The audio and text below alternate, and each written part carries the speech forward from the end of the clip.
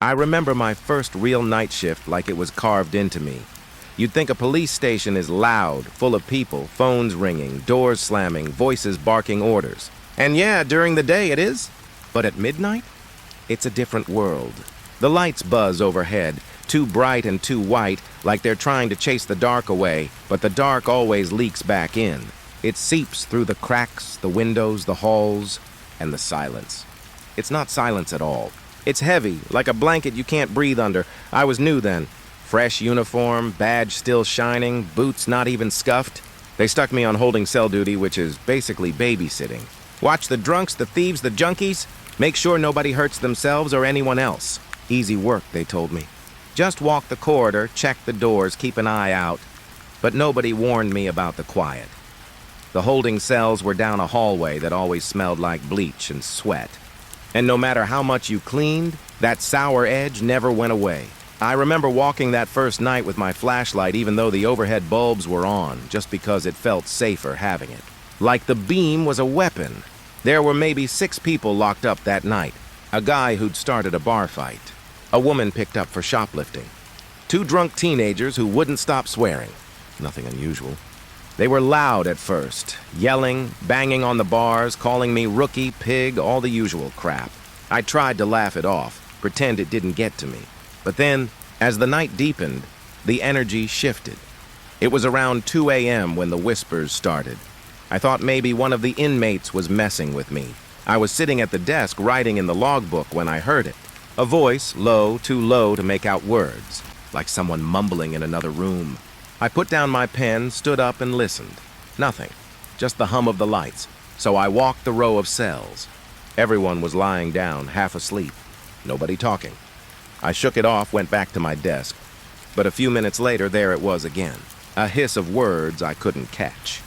I remember leaning back in my chair, trying to pinpoint it. It wasn't coming from one cell. It was like it floated through the air, weaving in and out of the silence. I got up again, this time slower. The prisoners were restless now.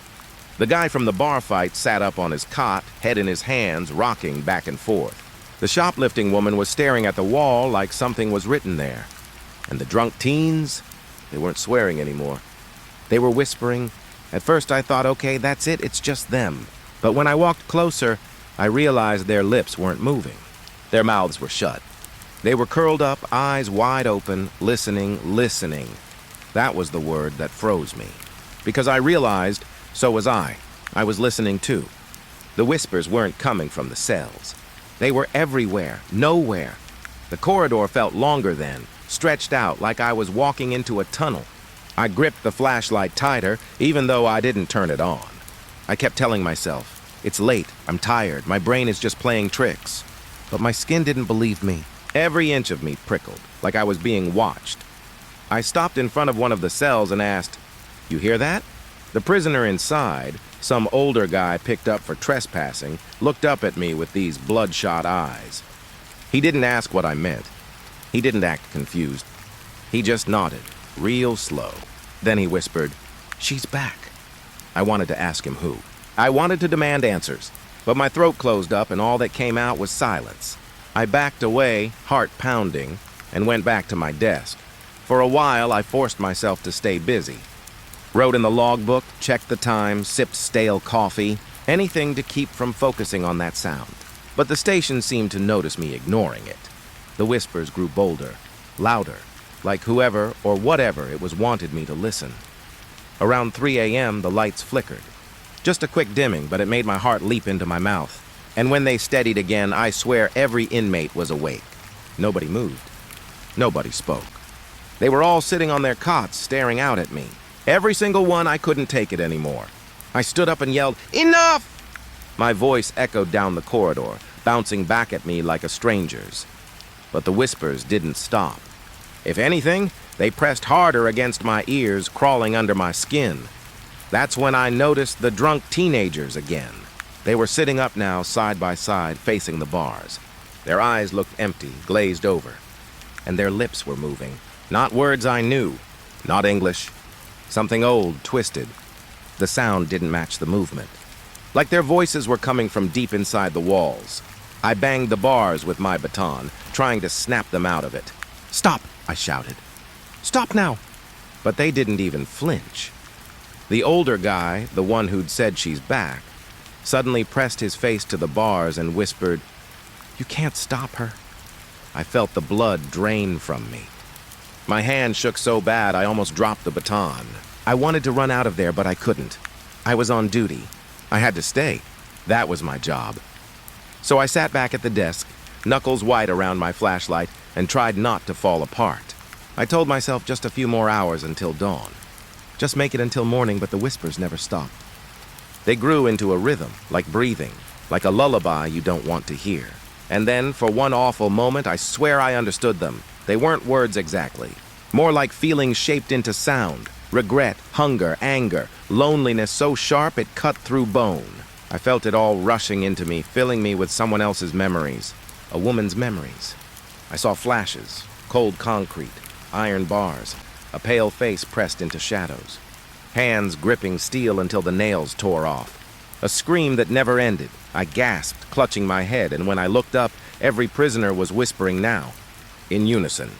Their voices weaving into one long, low chant. Not loud, but steady, relentless. I couldn't take it anymore. I slammed my hands on the desk and barked into the intercom for backup.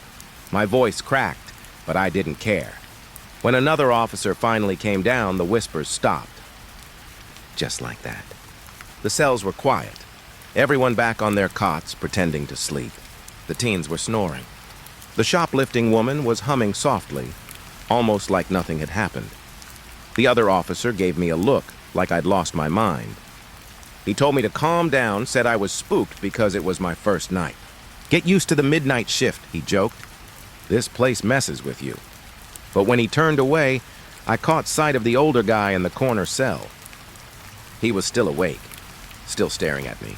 He mouthed one word, "Soon." That was years ago. I've worked dozens of nights since then. I've heard drunks scream, addicts beg, even killers laugh to themselves in the dark. But nothing ever got under my skin like that first shift. Because sometimes, late at night, when the station is too quiet, I hear it again, that same whisper, slipping through the silence, waiting, and I know she's still there. You ever notice how some nights feel heavier than others? Like the air itself doesn't want you breathing it? That's how it felt my second week on night duty. The memory of my first shift was still fresh. Those whispers, the way every inmate stared at me like they knew something I didn't. I told myself it was nerves, just part of breaking in. But that night, I learned the whispers were only the beginning. I was doing the same routine. Walk the corridor, check the cells, write in the logbook. Pretend like the silence didn't have teeth. Most of the inmates were quiet that night. A couple drunks sleeping it off. A young guy shivering from withdrawal. Then there was the trespasser, the older guy who'd whispered to me before. He was still there, in the same cell, sitting on the edge of the cot like he hadn't moved since that night. He had this way of keeping his head low, but his eyes fixed on you, like a predator waiting for the right moment. I tried not to meet his gaze as I passed. But he spoke anyway. "She's back," he murmured. I froze mid-step. I didn't want to ask, but something in me couldn't help it. "Who?" He lifted his chin just slightly, nodding toward the far corner of his cell. "The woman. Don't you see her?" I turned my flashlight on before I even realized it, aiming at the corner. Nothing. Just shadows stretching across chipped concrete. Empty space. "There's no one there," I said, more firmly than I felt. He shook his head, almost smiling. "You can't see her yet. But I can. She likes corners. Always has." I told him to knock it off, that scaring officers wouldn't earn him favors. But his face stayed calm. Too calm. And his eyes, they weren't on me. They were fixed on that shadowed corner like something in there was watching him back. The rest of my rounds, I couldn't shake it. I checked every other cell twice, just to put distance between me and him. But when I returned to the desk, I caught myself glancing at his cell again and again. At that same corner, hours passed. The station upstairs was dead quiet, just a few officers finishing paperwork. Down in holding it was worse, a silence so thick it had weight.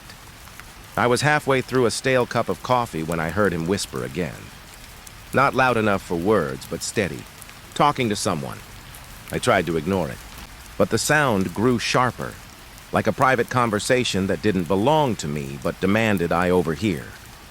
Finally, I stood and walked to his cell. "Who are you talking to?" He looked up slowly, eyes glassy. "Her." I swallowed hard. "There's no one there." This time, he smiled full. It wasn't the kind of smile you want to see on a man sitting in a cell at 3 a.m. "Oh, she's there." She never left. "You'll see her soon, too." I aimed my flashlight at the corner again. Just concrete and bars, same as always. But as I stared, I swear the shadow deepened. Like it was thicker, darker than it should have been. Almost like it shifted when I looked straight at it. I blinked hard, shook my head, and turned away. My heart was racing, but I told myself it was nothing. Just fatigue. Shadows play tricks on tired eyes. But then the other inmates started reacting. The woman picked up for shoplifting, sat bolt upright on her cot, and started crying, whispering, "Please make her go away. Please!" One of the drunks began pounding on his door, screaming that he didn't do anything, that it wasn't his fault. Even the teenagers, usually so loud, sat pressed against the far side of their cell, wide-eyed, staring into their own corner. It wasn't just the old guy anymore. They all saw something. I walked the corridor again, demanding answers, but no one would talk to me. They just kept watching, whispering, trembling, and every time I glanced at those dark corners, the hairs on my arms stood straight up. I went back to the desk and tried calling it in, but my radio crackled with static, then cut to silence. No voice, no confirmation. Just dead air. And then I heard the laugh. It wasn't loud. It wasn't even sharp. Just this dry, broken chuckle that seemed to seep out of the walls. My blood froze. I stood up, shining the flashlight everywhere, but the light didn't touch it. The laugh didn't belong in the room. It belonged deeper, like it was leaking through. The trespasser spoke again, calm as ever. "She thinks you're handsome." I snapped at him, told him to shut up, but my voice shook. He only tilted his head, eyes back on that corner. "Don't make her angry. She doesn't like being ignored." And that's when it happened. The light over his cell flickered once, twice, and in that half-second of darkness, I swear I saw her. A shape. Thin, crouched, long hair spilling over her face, sitting in the corner exactly where he said she'd be. When the light steadied, she was gone. Just shadows again. I backed away, nearly tripping over my own boots. My chest was pounding so hard I thought I'd black out. I didn't want to believe it, but I knew what I'd seen. Just for a breath, a blink, she was there. The prisoners went dead quiet after that. No more crying, no more screaming. Just silence, all of them lying down again, like they were too afraid to move, except the old man. He leaned close to the bars, whispering, "Now you see her too." I didn't sleep when my shift ended. I couldn't. I just sat in my car outside the station until the sun came up, gripping the steering wheel, trying to convince myself it was my imagination. But deep down, I knew better. Because even after I went home, even in the safety of my own apartment, every corner of every room felt too dark. And sometimes, when I wasn't looking straight at it, I thought I saw her again, waiting. And the worst part, I started to believe she wasn't trapped in the cells at all. She was free. She was everywhere, just waiting for me to notice her again. By my third week on nights, I'd stopped telling people what I was seeing. I knew how it sounded. A new officer claiming shadows moved, that whispers filled the cells, that there was a woman crouched where no one should be. No one wants to hear that from the rookie. They'd chalk it up to stress, or worse, weakness.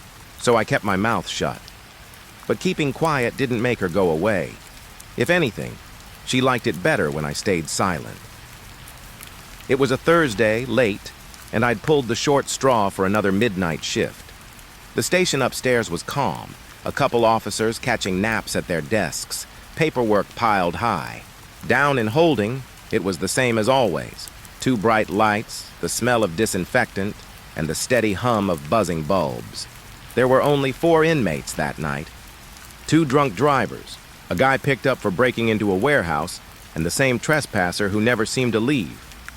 They'd shuffled him between cells a few times, but he was still there, eyes sunken, beard grown out, whispering to corners. I started my rounds like usual. Cell 1, drunk asleep on the cot, breathing heavy. Cell 2, empty. Cell 3, The warehouse guy lying flat on his back, staring at the ceiling like he was waiting for something. And cell 4, the trespasser. He wasn't lying down. He wasn't pacing. He was kneeling on the floor, face pressed toward the corner. I froze outside the bars. He didn't move.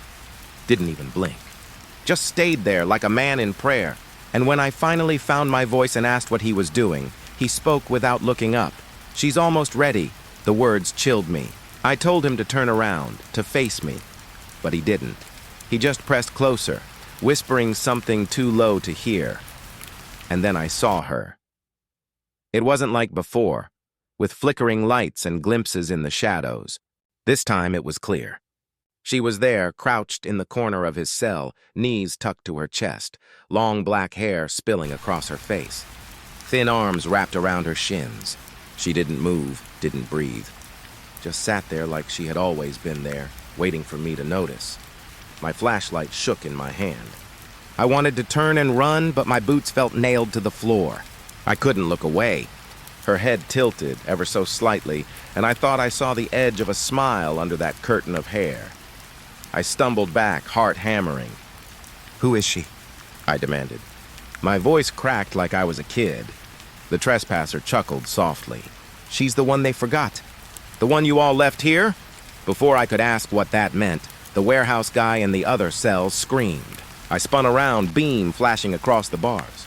He was on his feet, clawing at the door, eyes wild. "She's in here too! She's in here!" He shouted, slamming his fists against the steel. I ran to his cell, fumbling for my radio, calling for backup. Static again. No response. The man backed into the corner opposite his cot, trembling, pointing. My flashlight caught only empty space. Nothing there, but his screams wouldn't stop.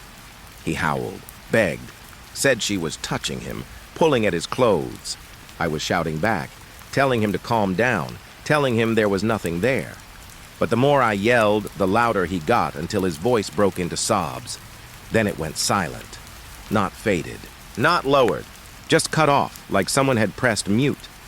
I blinked, breath caught in my throat. The cell was empty. The man was gone. I stood frozen, light darting across every inch of concrete, the cot, the toilet, the corners. Nothing. No broken lock, no bent bars, no hole in the floor. He was just gone. The trespasser laughed behind me, low and raspy. "Told you. She takes what she wants." I whipped around, shouting, demanding to know how he did it, what he saw. But he just smiled at me, lips cracked, teeth yellow, eyes glinting in the artificial light. "You can't stop her. You'll see. You'll all see!" I pounded the alarm, finally breaking the silence of that cursed hallway. The sound blared through the station, heavy boots stomping down the stairs as other officers rushed in. They found me standing there, pale, shaking, pointing at an empty cell. I tried to explain. I told them a man had vanished right in front of me. They searched every corner, every vent, every lock. They reviewed the cameras, rewound the tapes. And what they saw made me question my own sanity even more. On the footage, the warehouse guy never moved. He lay on his cot the whole time. No screaming, no pounding, no vanishing. Just lying there. But he wasn't there now. I swore on my badge, swore on my own life that I'd seen him disappear. That I'd heard his screams. That the cell had been empty after. But the cameras didn't lie, they told me. Maybe he found a way out. Maybe I was overtired. But how do you explain a locked cell? How do you explain no trace, no sound, no broken steel? They wrote it up as an escape, but no one ever found him. Not in the city, not in the county, not anywhere. It was like he'd been erased. That night, when the chaos died down, I sat at the desk again, staring at the logbook. My pen shook as I tried to write the report. Behind me, the corridor was too still, too dark, and then I heard her again. A whisper, soft as breath, right at my ear. I spun around, flashlight cutting through the shadows. No one there. Just empty cells, except the trespasser. He was sitting calmly on his cot, eyes fixed on me. His lips curled into a grin, and he mouthed a single word. Soon. I didn't finish that report. I couldn't. Because for the first time in my life, I realized I wasn't afraid of prisoners anymore. I wasn't afraid of criminals or drunks or addicts. I was afraid of the corners. And to this day, when I walk past them, whether in the station or at home, or in some stranger's house. I never look too long, because I know if I do, I'll see her again. It's strange what sticks in your memory. Out of all the nights I've worked, all the calls, the arrests, the paperwork, there's one shift I can't shake. It wasn't the worst crime scene I ever saw. It wasn't the bloodiest or the loudest, but it was the quietest. And that silence has never left me. It started simple. Routine, 2 officers out on patrol. Car 47. I still remember the call sign. They were just doing their midnight run, same as always. I was working dispatch that night, sitting in front of the console, listening to the steady rhythm of voices coming in over the radio. License plate checks, noise complaints, the usual. Then, nothing. At first, I thought they were just busy. Maybe chasing a speeder, maybe pulling someone over. It happens. Sometimes they don't key up until things settle. But after 10 minutes, I called in. 4-7 status check. Nothing. I waited. Called again. Unit 4-7 radio check. Still nothing. Silence is heavier when you're the one supposed to be keeping track. My chest tightened as I stared at the empty channel. The static hissed back at me, low and hollow like breathing. I tried not to panic. Radios fail all the time. Dead zones, busted transmitters. But my gut told me this wasn't that. Something was wrong. I sent another car out to find them. Unit 5-1, a veteran pair, the kind who don't rattle easy. They drove the usual loop, calling back updates. No sign of 4-7. Then came the words I still hear in my sleep. We found the car. My hand froze on the mic. I asked for details, my voice too calm to match the pounding in my chest. It's running, they said. Engines on. Lights flashing. Driver's side door open. I asked about the officers. A pause. Then, they're not here. That moment stretched forever. A patrol car doesn't just drive itself. 2 trained officers don't just vanish, not on a midnight highway with no calls, no backup. I sent more units. The road was a lonely strip of asphalt that cut through farmland and woods. The kind of place where your headlights are the only thing keeping the dark from swallowing you whole. They checked the ditches. They checked the fields. No footprints, no blood, no drag marks. Just a running car, empty. The search spread out, dogs brought in, helicopters overhead. I stayed on the radio calling their names again and again, like maybe I could pull them back through static. But the air stayed hollow. Hours passed. And then something stranger. One of the techs pulled the dash cam footage. I wasn't supposed to see it, but curiosity got the better of me. I watched it alone, in a quiet room at the station. The feed showed the 2 of them driving down that same lonely road. The first 10 minutes were normal. Small talk, headlights sweeping across empty pavement. Then they slowed. The driver said something. His lips moved, but the audio didn't pick it up, like it had been cut. The camera shook as the car rolled to a stop on the shoulder. Both officers looked toward the tree line, heads tilted the same way like they'd heard something. The passenger got out first, flashlight in hand. The driver followed. The dash cam stayed pointed at the road, but I could see their beams cutting into the dark. The minutes dragged, no voices, no movement. And then, just at the edge of the frame, a figure stepped onto the road. I couldn't make out much. The headlights washed it in pale light, tall, thin, hair hanging over its face. It didn't move like a person. It didn't move like anything I knew. It just stood there watching the car. The camera glitched. A line of static cut across the feed. When it cleared, the figure was gone. The officers never came back into frame. The doors never closed. The car just sat there idling, lights spinning into nothing. I remember leaning back from the screen, my stomach twisting. I told myself it was a trick of the lens, bad lighting, a glitch, but I knew better. I'd seen enough body cam footage, enough raw video, to know when something wasn't right. The official report never mentioned that figure. They called it equipment failure.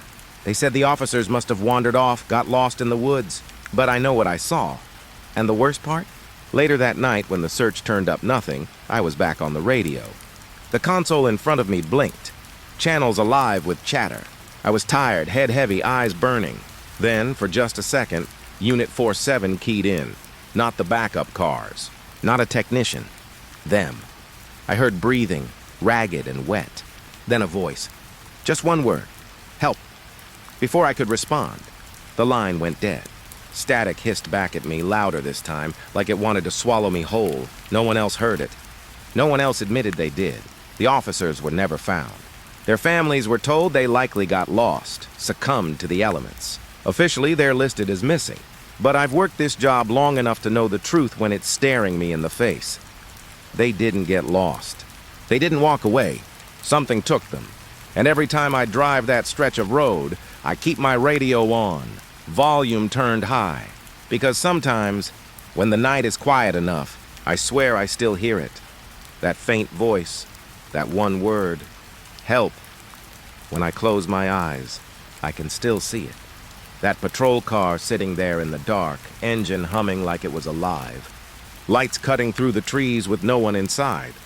I wasn't the first to find it. Another unit radioed in, but I drove out there anyway, because I couldn't sit still in the station after hearing the silence drag on.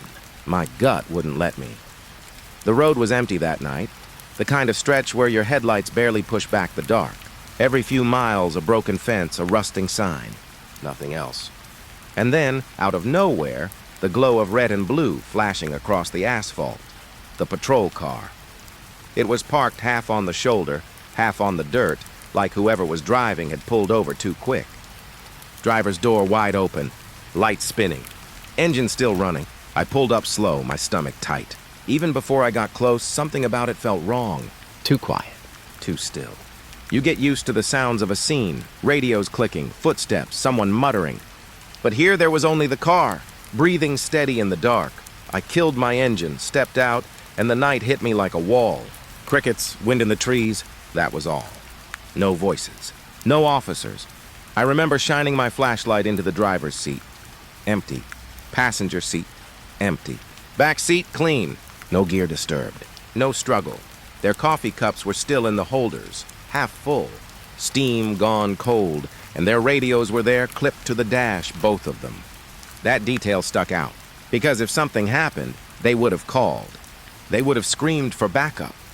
But the radios were silent, sitting there like they'd never been touched. I stepped back, trying to make sense of it.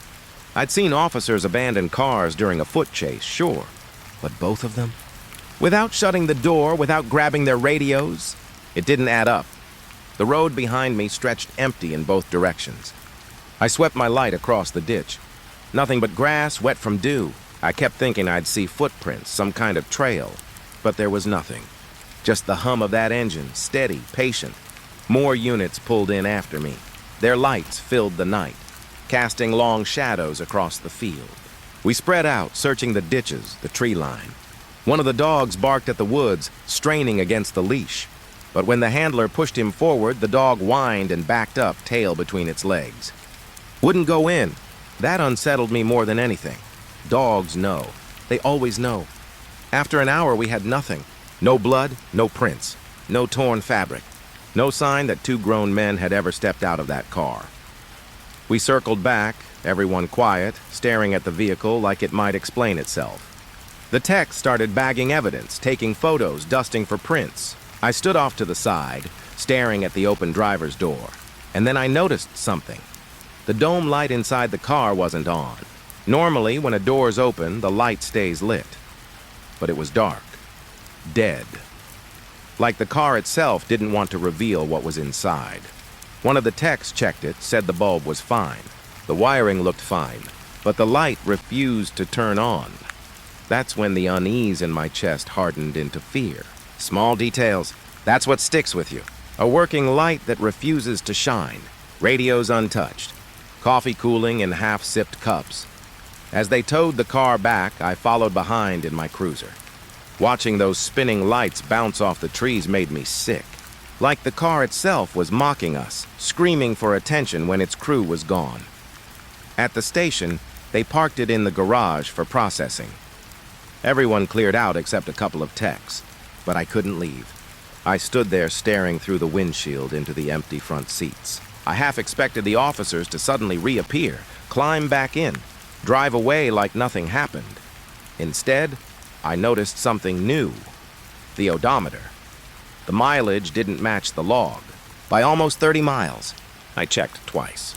Triple-checked. Somehow that car had traveled farther than the route on record. No one could explain it. No one wanted to. Later, I walked the road again, retracing the path from the station to where they found the vehicle. I thought maybe I'd see something in the dark that daylight missed. What I found was worse. A patch of dirt, just past where the car had been parked, looked disturbed. Not dug up, not trampled. Disturbed. Like something heavy had pressed down on it, leaving a shallow, wide impression. Almost like a shadow had weight. I crouched there, flashlight beam trembling across the uneven ground. My throat dry. The more I stared, the more it looked like the imprint of a hand, but too large, too wide. Fingers that stretched far past anything human. I stumbled back, heart hammering, and told myself I was seeing things. Tricks of light, nerves. But deep down, I knew. That impression wasn't an accident. And if that was a handprint, then whatever touched the earth that night wasn't something we were ready to face. The official report was simple. Patrol car located, unoccupied. Officers missing. They listed it as unexplained disappearance. A few lines on paper. Nothing more, but I can still feel the weight of that night pressing down on me. The humming of the empty car, the flashing lights with no one inside, the silence stretching wider and wider until it felt like the dark itself was listening. Sometimes, even now, I dream of it. I see that patrol car pulled over on the side of the road, lights spinning. I walk toward it, flashlight cutting through the dark. And just as I reach the open driver's door, I hear breathing. Slow, steady, not mine. And I know, if I lean in, if I look too long into that empty seat, I'll see something sitting there. Something that never left. The night they brought the car back, I couldn't stop staring at it. It sat in the garage bay. Engine finally cut off, lights dark, but it still felt alive somehow. Like a thing pretending to be empty, waiting for us to lean too close. The techs were already pulling gear, bagging evidence, doing their work. I should have gone home. Should have slept. But I stayed. I told myself it was duty. Truth is, I was scared that if I left, the car might change. That we'd lose something we didn't even understand yet. And then they mentioned the dash cam standard procedure. Every patrol car has one. Constant recording, looping every few hours. If anything happened, it should have been on there. I remember the way the room went quiet when one of the techs said he'd queued it up.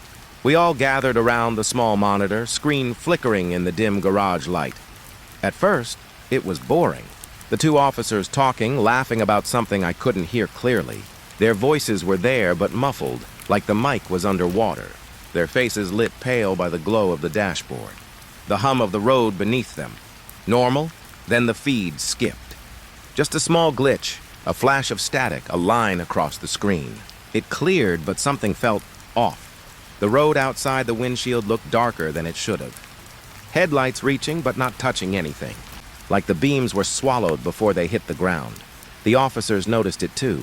You could see it in their faces. The passenger leaned forward, squinting. The driver slowed the car, eyes fixed ahead. No words. Just the weight of their silence pressing through the screen. Then the car eased to the shoulder, tires crunching gravel. Both men turned their heads at the same time, toward the tree line. Like they'd heard something, but the dash cam didn't pick it up. No sound. Just the low hiss of static where their voices should have been. The passenger unbuckled, opened his door. The dome light should have come on, but it stayed black. He stepped out, flashlight cutting across the frame. The driver followed, leaving the car idling, door wide open. Their beams swept the trees, slow, searching. For a while, that's all it was. Two lights waving back and forth at the edge of the road. The dash cam sat fixed, patient, watching. Then something stepped into the road. I'll never forget the way it moved into frame. Not walking, not running, just appearing, like it had always been there and the camera finally admitted it. Tall, too tall. Thin arms hanging at its sides, head bowed. The headlights washed it pale, but its face was hidden in shadow. The officers froze. Their flashlights swung toward it, but the beams bent. I swear they bent away, sliding around the figure like they refused to touch it. The feed jumped again, quick bursts of static chewing the image. And when it cleared, the figure was closer. Much closer. The passenger took a step back. I saw his mouth move. He was saying something, but no sound came through. The driver reached for his radio, but his hand just hovered there, like he couldn't bring himself to touch it. The figure tilted its head, slow and deliberate, as if curious. And then it was gone. Just gone. The road was empty again. The officers still standing there, staring into nothing. Their bodies rigid, their flashlights trembling, and then the tape stopped, just cut out. No fade, no error message. 1 second it was rolling, the next it was black. The tech rewound, fast-forwarded, checked the file. Nothing. The last minutes were gone. We sat there in silence, each of us pretending not to be rattled. But I could feel it in the room, the way no one wanted to make eye contact, the way the air seemed heavier. Someone muttered corrupt file under their breath. Another said it must have been tampered with, but I knew better. That camera showed us what it wanted to. Nothing more. Nothing less. I left the garage that night with a weight in my chest. The image of that figure burned into me. The way it stood there watching, as if it had been waiting for them. And worse, the way it vanished, leaving only silence. Because if it could vanish once, it could vanish again. Into the woods, into the fields, into anywhere it pleased. I lay awake until morning, staring at the ceiling, replaying it over and over in my head.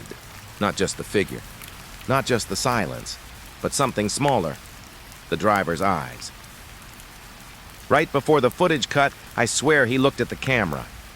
Not at the road, not at his partner, at us. Like he knew we'd be watching, like he wanted us to see, and the look on his face wasn't shock. It wasn't fear. It was resignation, as if he'd already understood what was coming. And there was nothing anyone could do. The official record says the dash cam was damaged, malfunctioned, that no usable footage was recovered. But I remember what I saw. And sometimes, when I walk through the garage late at night, past rows of cars sitting in the dark, I catch myself glancing at their windshields, half expecting to see something staring back, something too tall, too still, something waiting. I thought the silence would be the hardest part. The waiting, the endless reports filed under missing with no real answers. But I was wrong. The hardest part was when one of them came back. It happened 3 nights after the patrol car was found. I was on desk duty again, trying not to think about the dash cam, when the front doors of the station groaned open. At first, I thought it was just another drunk, staggering in from the street. We get our share of that, especially on weekends. But then I saw the face. It was him, Officer Miller.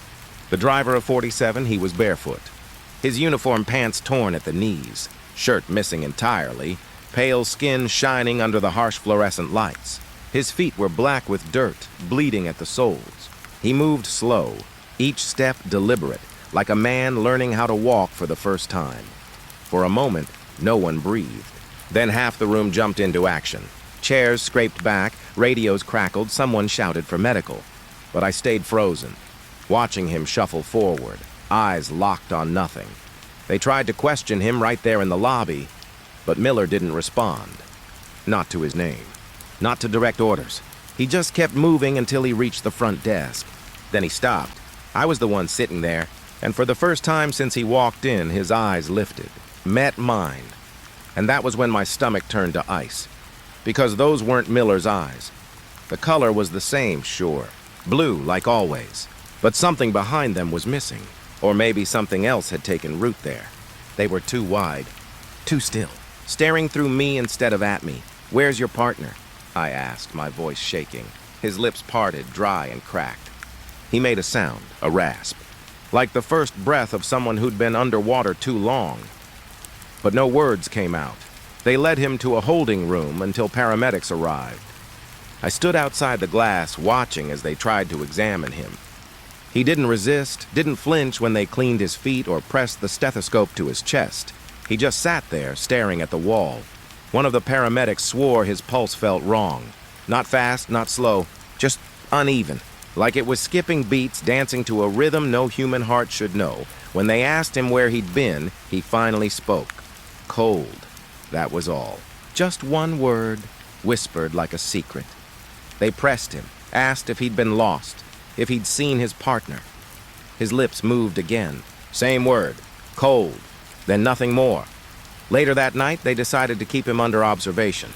Said trauma could do strange things to a man. Said maybe he'd been wandering in the woods all along, confused, starving, but I couldn't buy it. Not after what I saw. Because when they led him down the hall toward the infirmary, I noticed something. Every fluorescent light he passed flickered. Just for a second, but enough that the whole corridor pulsed with a dim, sickly glow. And his shadow didn't line up. I swear it stretched too long across the floor.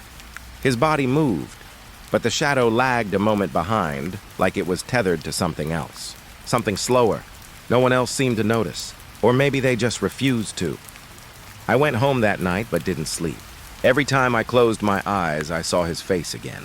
Those wide, empty eyes. That dry whisper. Cold. And I couldn't stop wondering. If that was really Miller, then what had he brought back with him? The next morning, when I came in early, the infirmary room was empty. The bedsheets folded. No sign of struggle, no blood, no prints. Just gone. The cameras in the hall showed him leaving sometime around 3 a.m. Barefoot, same as before, walking out the back door without a sound. The night officer on duty swore he never saw him pass. The footage ends with Miller stepping into the parking lot. He looks up straight into the camera lens, and he smiles, not a warm smile. Not relief, a hollow, cracked smile that made my stomach turn. Then the screen flickered. A burst of static washed over the feed. When it cleared, he was gone. The camera kept rolling, but there was nothing. Just the empty lot bathed in cold moonlight. No footprints were found outside. No trail. Nothing but silence. We never saw him again. The official word was simple. Officer located in altered state. Later left against medical advice. Current whereabouts unknown. But I know the truth. Miller came back, yes, but he wasn't the same man who drove out that night. Something followed him. Wore him like a mask. Walked him into our station like a puppet testing its strings. And when it realized we couldn't understand, couldn't see it for what it was, it left. But I still hear his whisper. Sometimes, late at night when I'm on shift alone, the faint scrape of dry lips behind me. The word echoing low and empty. Cold. And I wonder, was he warning us? Or was it just describing itself? There's a certain smell that never leaves the old archive room. Paper dust, stale air, and something else. Something faint, like rusted metal mixed with mold. The kind of scent that clings to your clothes long after you've left. Most of the guys hated that room. Said it was boring, claustrophobic. Just rows of cabinets and shelves stacked with files no one touched anymore. But I didn't mind it. Midnight shifts are long, and sometimes you look for excuses to keep busy. Filing old reports, pulling records for detectives, that kind of thing. It kept my mind from drifting. That night, though, I wish I'd left it alone. It was just after 2 in the morning. The station was quiet. The kind of quiet where you can hear the hum of every light fixture overhead. I carried a stack of folders into the archive and set them down on the metal desk by the door. The room stretched long and narrow, cabinets on both sides, drawers labeled by year. Fluorescent bulbs buzzed above, flickering every so often. I remember dragging a chair closer and starting with the oldest files. Reports yellowed with age, edges curling from years of being handled. Dust rose off the paper in little clouds every time I touched one. I was halfway through a stack when I heard it. A metallic scrape, faint but sharp, echoing from deeper in the room. I froze. Paper still in my hands. It sounded like a drawer sliding open. At first I thought it was someone else. Maybe another officer came in behind me. I turned, but the door was closed. The small window in it showed nothing but the dark hallway outside. The scrape came again. Louder this time. A long pull, followed by the heavy stop of a drawer at its limit. I set the papers down and stood up, flashlight in hand. The air felt heavier suddenly, like the dust had thickened. I stepped between the rows, scanning the cabinets. Sure enough, halfway down, one of the drawers was open. Papers inside stirred, though the air in the room was still. I swallowed hard. Maybe it hadn't been shut all the way before, I told myself. Maybe gravity pulled it out. But when I reached it, I saw the handle was bent slightly outward, like it had been yanked. I pushed it back in, metal groaning against metal. The sound made the hairs on my arms rise. I turned to walk back to the desk, and behind me another drawer slid open. This time I saw it. The handle moved on its own, slow, steady, until the drawer was all the way out. My throat went dry. I backed up. Flashlight beam trembling over the cabinets. Nothing moved now. Nothing stirred. Just that one drawer, gaping open like a mouth in the dark. I forced myself to close it. The slam echoed down the row, louder than I meant it to. I stood there breathing heavy, telling myself I was tired, imagining things. Midnight shifts do that to you. But as I turned back toward the desk again, 3 drawers slid out at once. The sound ripped through the room, sharp and violent. Metal grinding, files shifting, paper spilling onto the floor. I nearly dropped the flashlight. My pulse hammered in my ears. The open drawers gaped wide. Papers spilling down in a slow drift. And then it stopped. Silence. The only sound left was my own breathing, ragged and uneven. I crouched to gather the papers, telling myself over and over it was a draft. Old rails, the building shifting, any excuse I could cling to. But then I noticed something about the files that had fallen. They weren't random. Each one was from the same year. Same type of case, unsolved disappearances. I flipped through the folders with shaking hands. Names, photos, dates, all of them still marked open, though decades had passed. And on one of the photos, an old grainy picture of a missing woman, there was fresh dust smeared across her face. Like a fingerprint.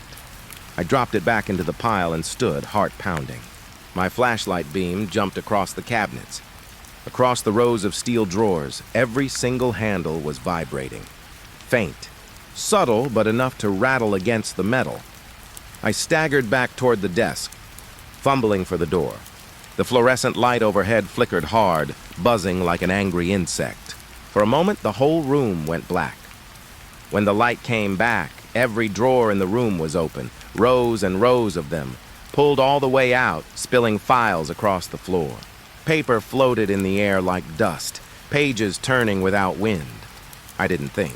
I just ran, shoved the door open and stumbled into the hallway, heart slamming against my ribs. Behind me, the sound of drawers slamming shut echoed through the walls, one after another. Bang, bang, bang, until silence fell again. I stood there shaking, staring at the closed door, the smell of old paper still clinging to my hands. I didn't go back in that night. Couldn't. I left the mess for morning shift. When I finally did return a few days later, everything was in order. Every drawer shut tight, every file neatly stacked. No one believed me when I told them what happened. They said maybe I'd nodded off, dreamed it. Maybe I was just overworked. But I know what I saw, what I heard. And sometimes, late at night, when I walk past that hallway, I swear I can hear it again. The faint scrape of metal on metal, drawers sliding open, and the whisper of paper falling like snow. I should have stayed out of that room after what happened with the drawers. But curiosity's a sickness in this job. You think you're stronger than it? That you can explain things away with logic. And before you know it, you're walking right back into the same place that almost broke you. It was a week later. Midnight shift again. I told myself I was only going in to drop off a file, nothing more. Quick in and out. No lingering. The archive room felt colder that night. The air had that same stale bite, but sharper somehow, like I'd walked into a basement after rain. I set the folder down on the desk, avoiding looking too deep into the rows of cabinets. But my eyes drifted anyway. The memory of all those drawers slamming shut, it came rushing back. My chest tightened, but nothing moved. Everything sat still and silent, as if the room had never misbehaved at all. I told myself to leave. Just drop the file and leave. But then I noticed the photos. They were lying on the desk, scattered across the surface like someone had been sorting through them. I hadn't left them there. They were old case photos, black and white mostly, some yellowed with age. Missing persons, victims, faces frozen in time. At first glance, nothing seemed unusual. I'd seen dozens like them before. But something made me lean closer. The first one was of a young man, mid-20s, hair slicked back. In the picture, he was staring off to the left, eyes unfocused. That's what the report had said, too. He'd been photographed at a bus station security camera before disappearing. But now, his eyes were straight at me. I blinked, leaned back, looked again. No. He was definitely staring forward, right into the lens, which meant right at me. My skin prickled. I grabbed the next photo. A teenage girl, ponytail high, caught in what should have been a candid shot. She'd been smiling at something off to the side, probably a friend. That's how I remembered it when I skimmed her case file days before. But in this picture, she wasn't smiling anymore. Her mouth was a flat line, her gaze fixed forward, not past me, at me. The stack trembled in my hands as I shuffled through more. Every single one had changed. Men, women, children, people who had been caught in motion, laughing, distracted, unaware of the camera. Now all of them had turned. Their faces locked on mine. Some of them looked angry, others blank. A few seemed almost desperate, their eyes wide, like they were trying to warn me of something. I dropped the pile, photos scattering across the desk and floor. My breath came hard. I rubbed my eyes, convincing myself I was overtired, sleep-deprived. That's all. I crouched to pick them up again, hands shaking. But as I gathered the photos, I saw something worse. The faces weren't just turned toward me anymore. They were closer. The young man from the bus station, he wasn't framed in the wide shot now. The edges of the background had shrunk. His face filled more of the picture, eyes sharper, darker. The teenage girl, too. Her face pressed closer to the lens, so close that I could see the pores of her skin, the tiny lines around her eyes. These weren't the same photos. It was like the people inside them had taken a step forward when I wasn't looking. I dropped them again and stumbled back, hitting the desk hard enough to rattle the lamp. The photos lay spread out below, a dozen pairs of eyes staring up at me from the floor. I couldn't look away. My pulse hammered. My throat felt dry as sandpaper. Then, one of them blinked, not fast, not subtle. A slow, heavy blink, eyelids dragging shut and open again. I choked on air and staggered back farther, knocking the chair over. My flashlight clattered across the floor, beams spinning across cabinets and paper dust. Every photo on the floor, every single one, was watching me. And in the silence, I swear I heard it. The faintest shuffle of paper, like the sound of clothes brushing together. Except the photos weren't still anymore. A child's face tilted slightly, like he'd leaned his head. A man's lips parted just enough to show the edge of his teeth. The girl's eyes tracked me as I moved. I pressed myself against the door, hand clawing at the knob. My body screamed to get out, but my mind locked up, stunned by the impossible. The photos, they were moving. Not fluid like video. Not alive, but frame by frame, shift by shift. Every time I blinked, every time my flashlight beam jumped, the details changed. Closer, sharper, more human. And their eyes. God, their eyes. Some were cold. Some full of grief. Others burned with anger that felt older than time. But all of them carried the same message. They wanted me to see them. The air pressed heavy on my chest, thick with dust that tasted like metal. I couldn't stay. Not a second longer. I yanked the door open, stumbling out into the hallway. My boots slapped against the linoleum as I ran, not caring how loud, not caring who saw.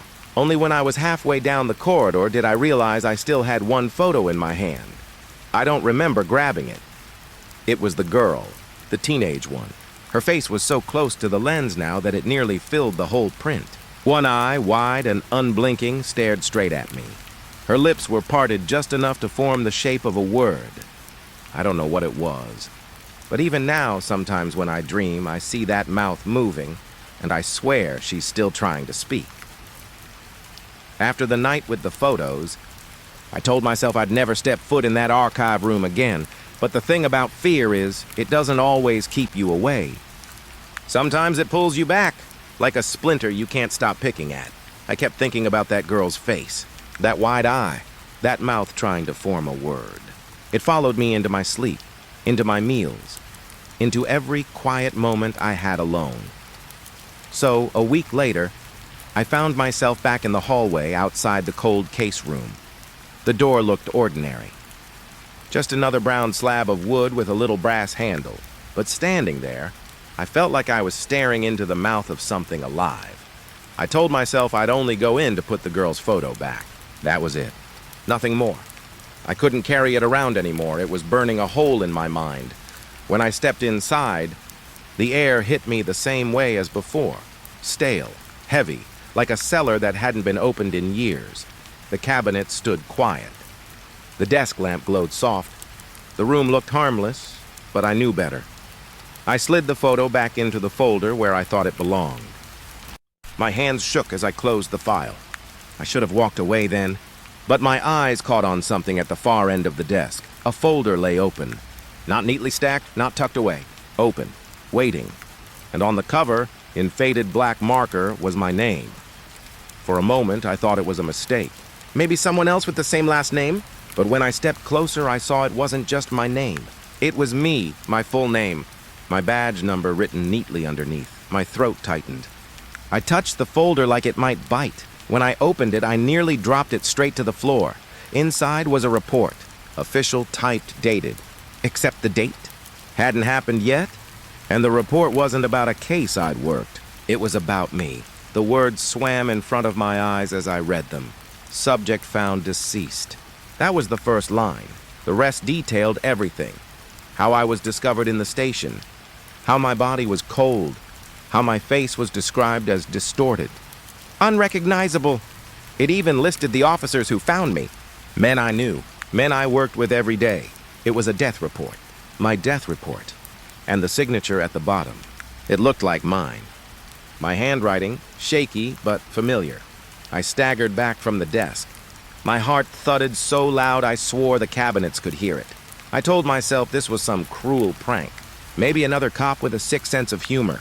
But deep down, I knew no one had planted it. No one had typed those words but the same cold room I was standing in. The report wasn't finished, though. The last line cut off mid-sentence. Time of death estimated to be, and then nothing. Just a blank space waiting, like the report was still being written, like the room was waiting to fill in the rest. I slammed the folder shut and backed away. But as I did, the cabinets groaned. The sound was low, like old wood flexing under weight. One drawer slid open by itself, slow and steady, metal squealing in the silence. Another one followed, and another. The air grew colder. Paper rustled, though I wasn't touching anything. I swear the folders shifted in their places, like restless things crawling in the dark. I turned for the door, but when I reached for the handle, the lights flickered. In the momentary dark, I thought I saw faces in the rows of cabinets. Not carved, not printed. Faces pushing against the metal from the inside. Mouths open. Eyes pressed wide. When the light steadied, they were gone. But I wasn't alone, because the folder was still in my hands. I don't even remember picking it up again, but there it was. My name glaring back at me. The unfinished line daring me to read it. And before I realized what I was doing, I was turning pages that hadn't been there before. New words, freshly typed, not about my death anymore. About now. About me standing there in the archive room. It described me reaching for the door. It described my breath shaking. It described the folder still clutched in my hands. The words matched exactly what I was doing in real time. And then, just as I flipped to the final page, the type stopped. The last line ended with, "He is reading this sentence." I froze. My stomach flipped cold. My mind screamed to stop, to get out, to tear the whole thing to pieces. But when I tried to drop the folder, I couldn't. My fingers locked around it like they weren't my own. The cabinets groaned louder. The air pressed in closer, and I realized something. The report wasn't finished because I wasn't finished. It was waiting for me to take the final step, to meet the ending it had already written. I slammed the folder onto the desk and stumbled out, lungs burning, eyes wide. I didn't look back. I don't know if the folder is still in that room. Part of me prays it is. Part of me hopes someone burned it. But every now and then, when I sit at my desk on a quiet night, I get the urge to open a drawer, to check a file, to see if another report has been started. And sometimes when I close my eyes, I can almost see the words waiting on the page. the unfinished line, waiting for the time of death to be filled in. And the worst part? I think it's getting closer. People think dispatchers have it easier than officers. We're not out there in the dark, walking into danger with only a vest and a sidearm. We sit in the glow of our screens, coffee in hand, sending help to the ones who need it. But that glass and drywall between us and the night doesn't make us safe. It just makes us the first ones to hear the fear. We're the ones who take the calls when voices break, when silence stretches too long, when someone whispers their last words. And sometimes, we hear things we're not supposed to.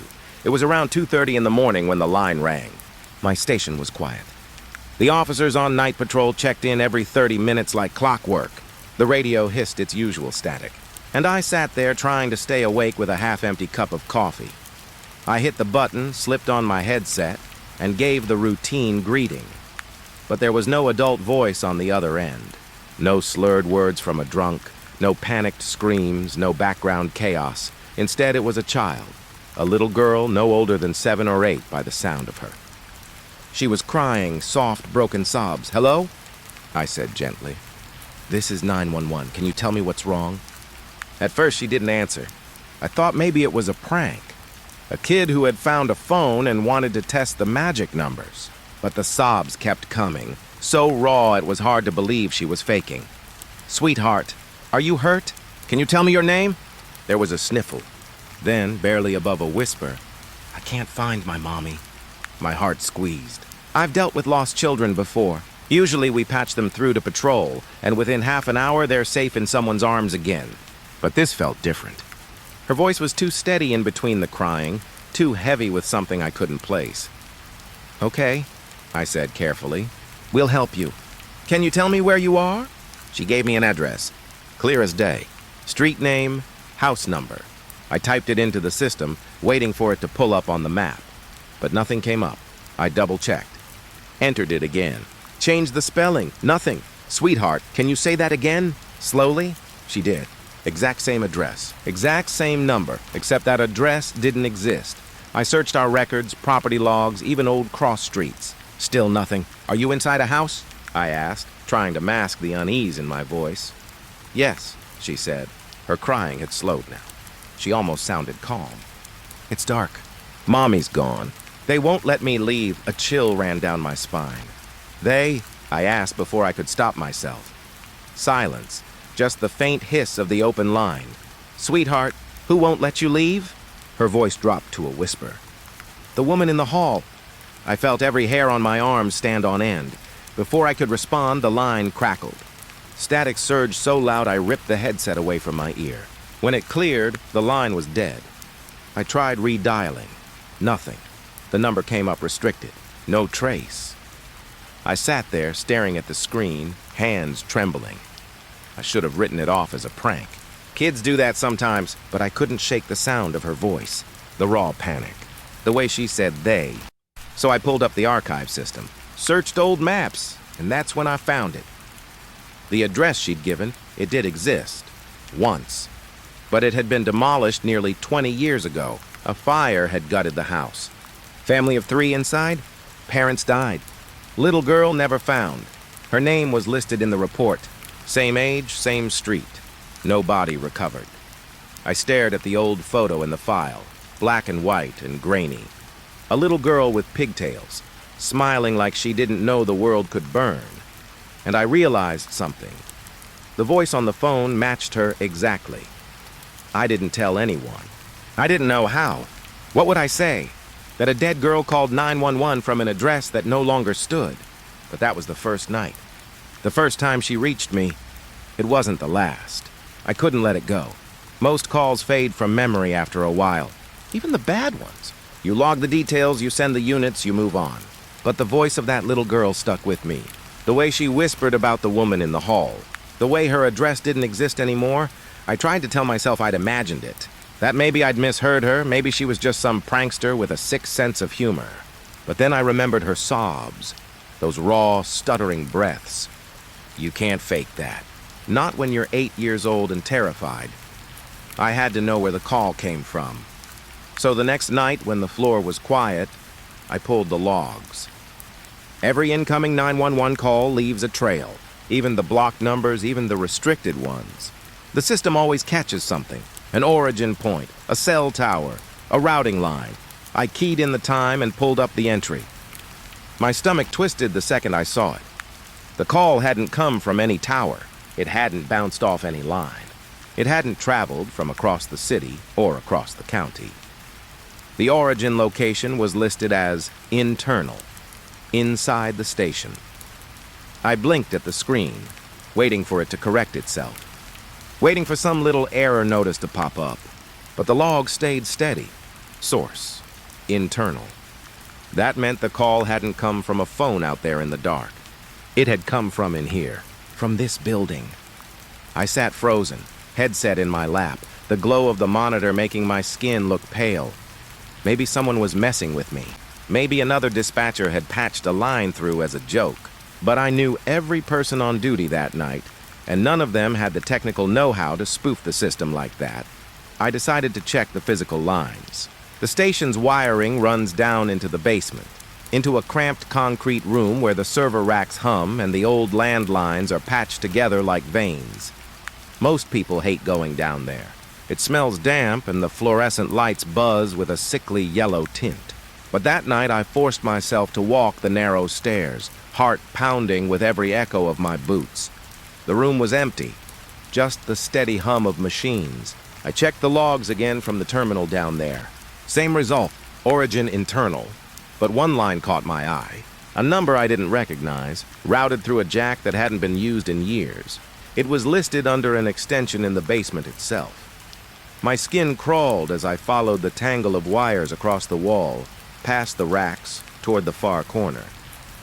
And there, half hidden under a drape of dust, was an old rotary phone, the kind that hadn't been in service since before I joined.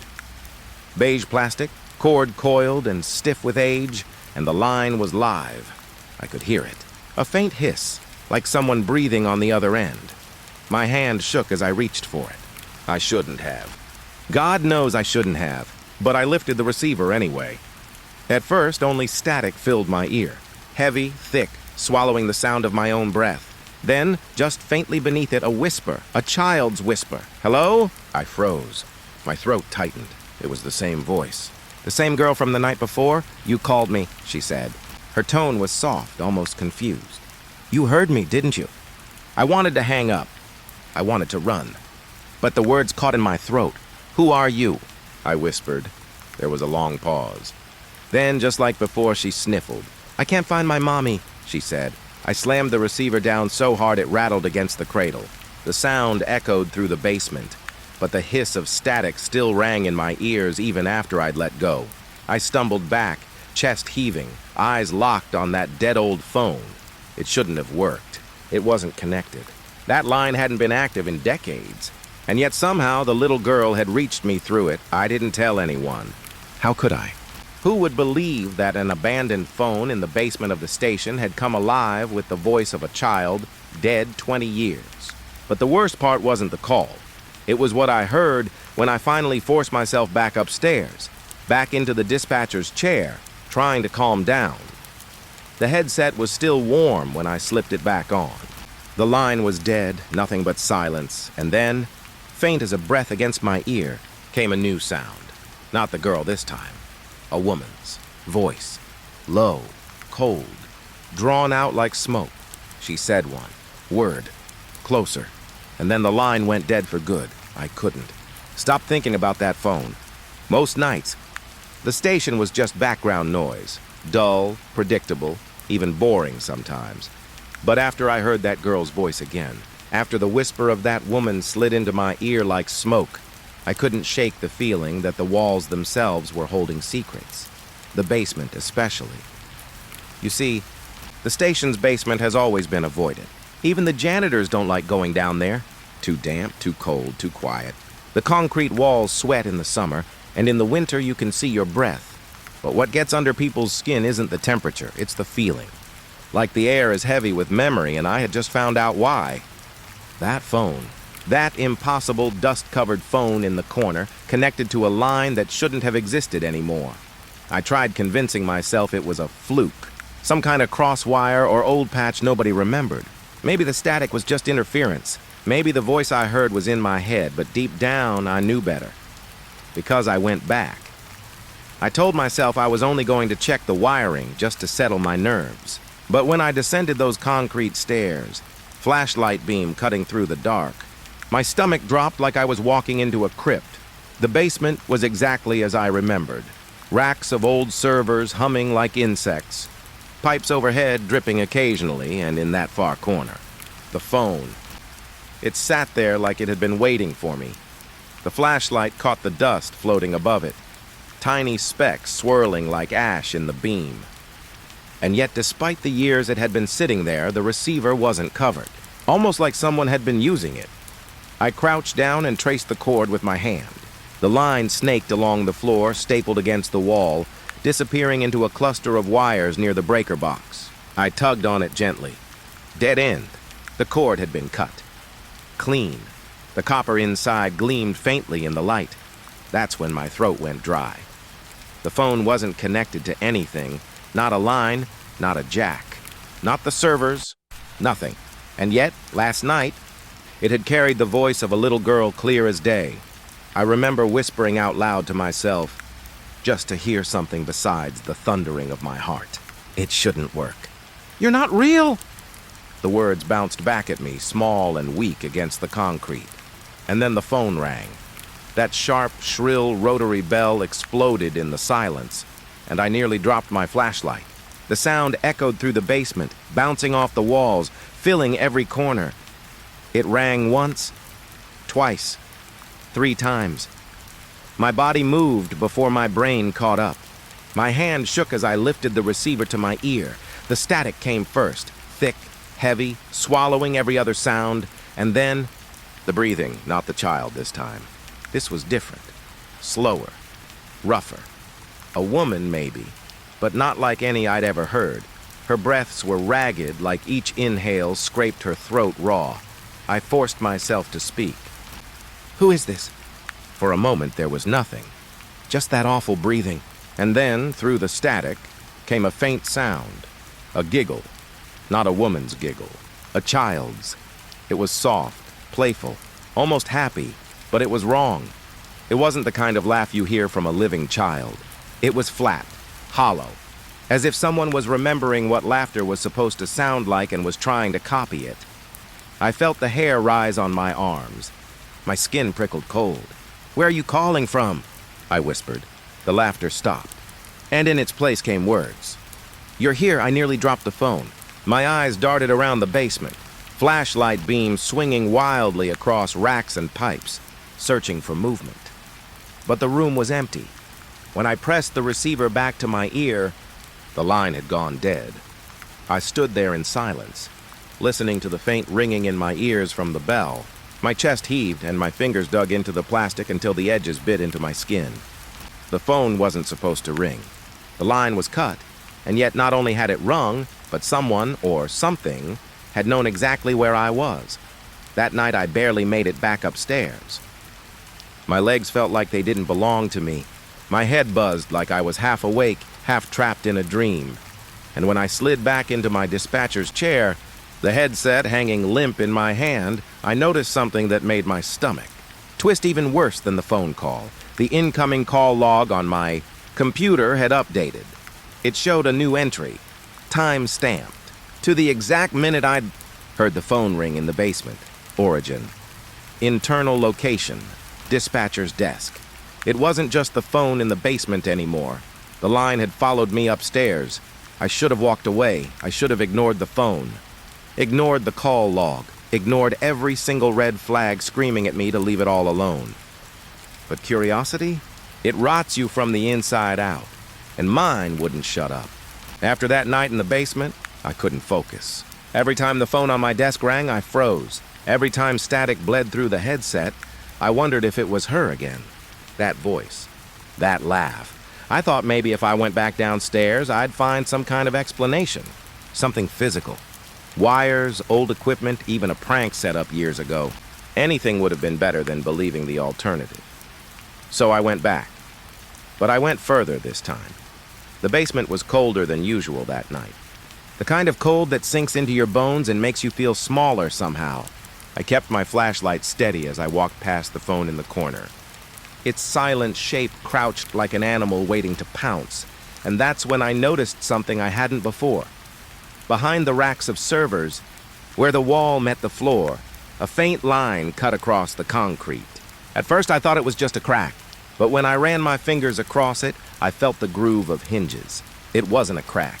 It was a door. The handle was hidden behind a steel support beam. Rusted, stiff. I had to force it, my shoulder pressing hard until the metal squealed and the door gave way. The smell hit me first, damp, stale air, but underneath it something sweeter, sickly, like rotting fruit left too long in the sun. I pulled the door open wider and shined my light inside. It wasn't a closet. It wasn't even a regular storage room. It was something else. The space stretched deeper than I expected, the ceiling low, the walls raw concrete. Shelves lined one side, covered in boxes stacked high, and in the middle of the room, spread across the floor like a child's play area, were toys. Old toys, a teddy bear with one eye missing, a wooden rocking horse, its paint peeling.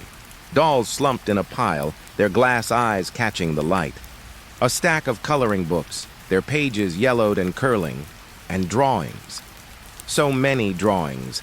They were taped to the walls, pinned into the concrete with nails. Scribbles in crayon, markers bleeding through cheap paper. Stick figures with big round heads and wide smiles. Houses with smoke puffing from chimneys. But the more I looked, the more wrong they became. Some of the figures had no eyes. Some had mouths stretched down their necks. And in almost every drawing there was a shape. A dark figure standing in the corner of the page. No face, no details. Just there. Always there. My stomach twisted. I moved toward the shelves, pulled one of the boxes down, and brushed the dust from the lid. Inside were files. Old case files. The paper was brittle, edges eaten by damp. I flipped through one, then another. They all told the same story. A missing child. Same age. Same description.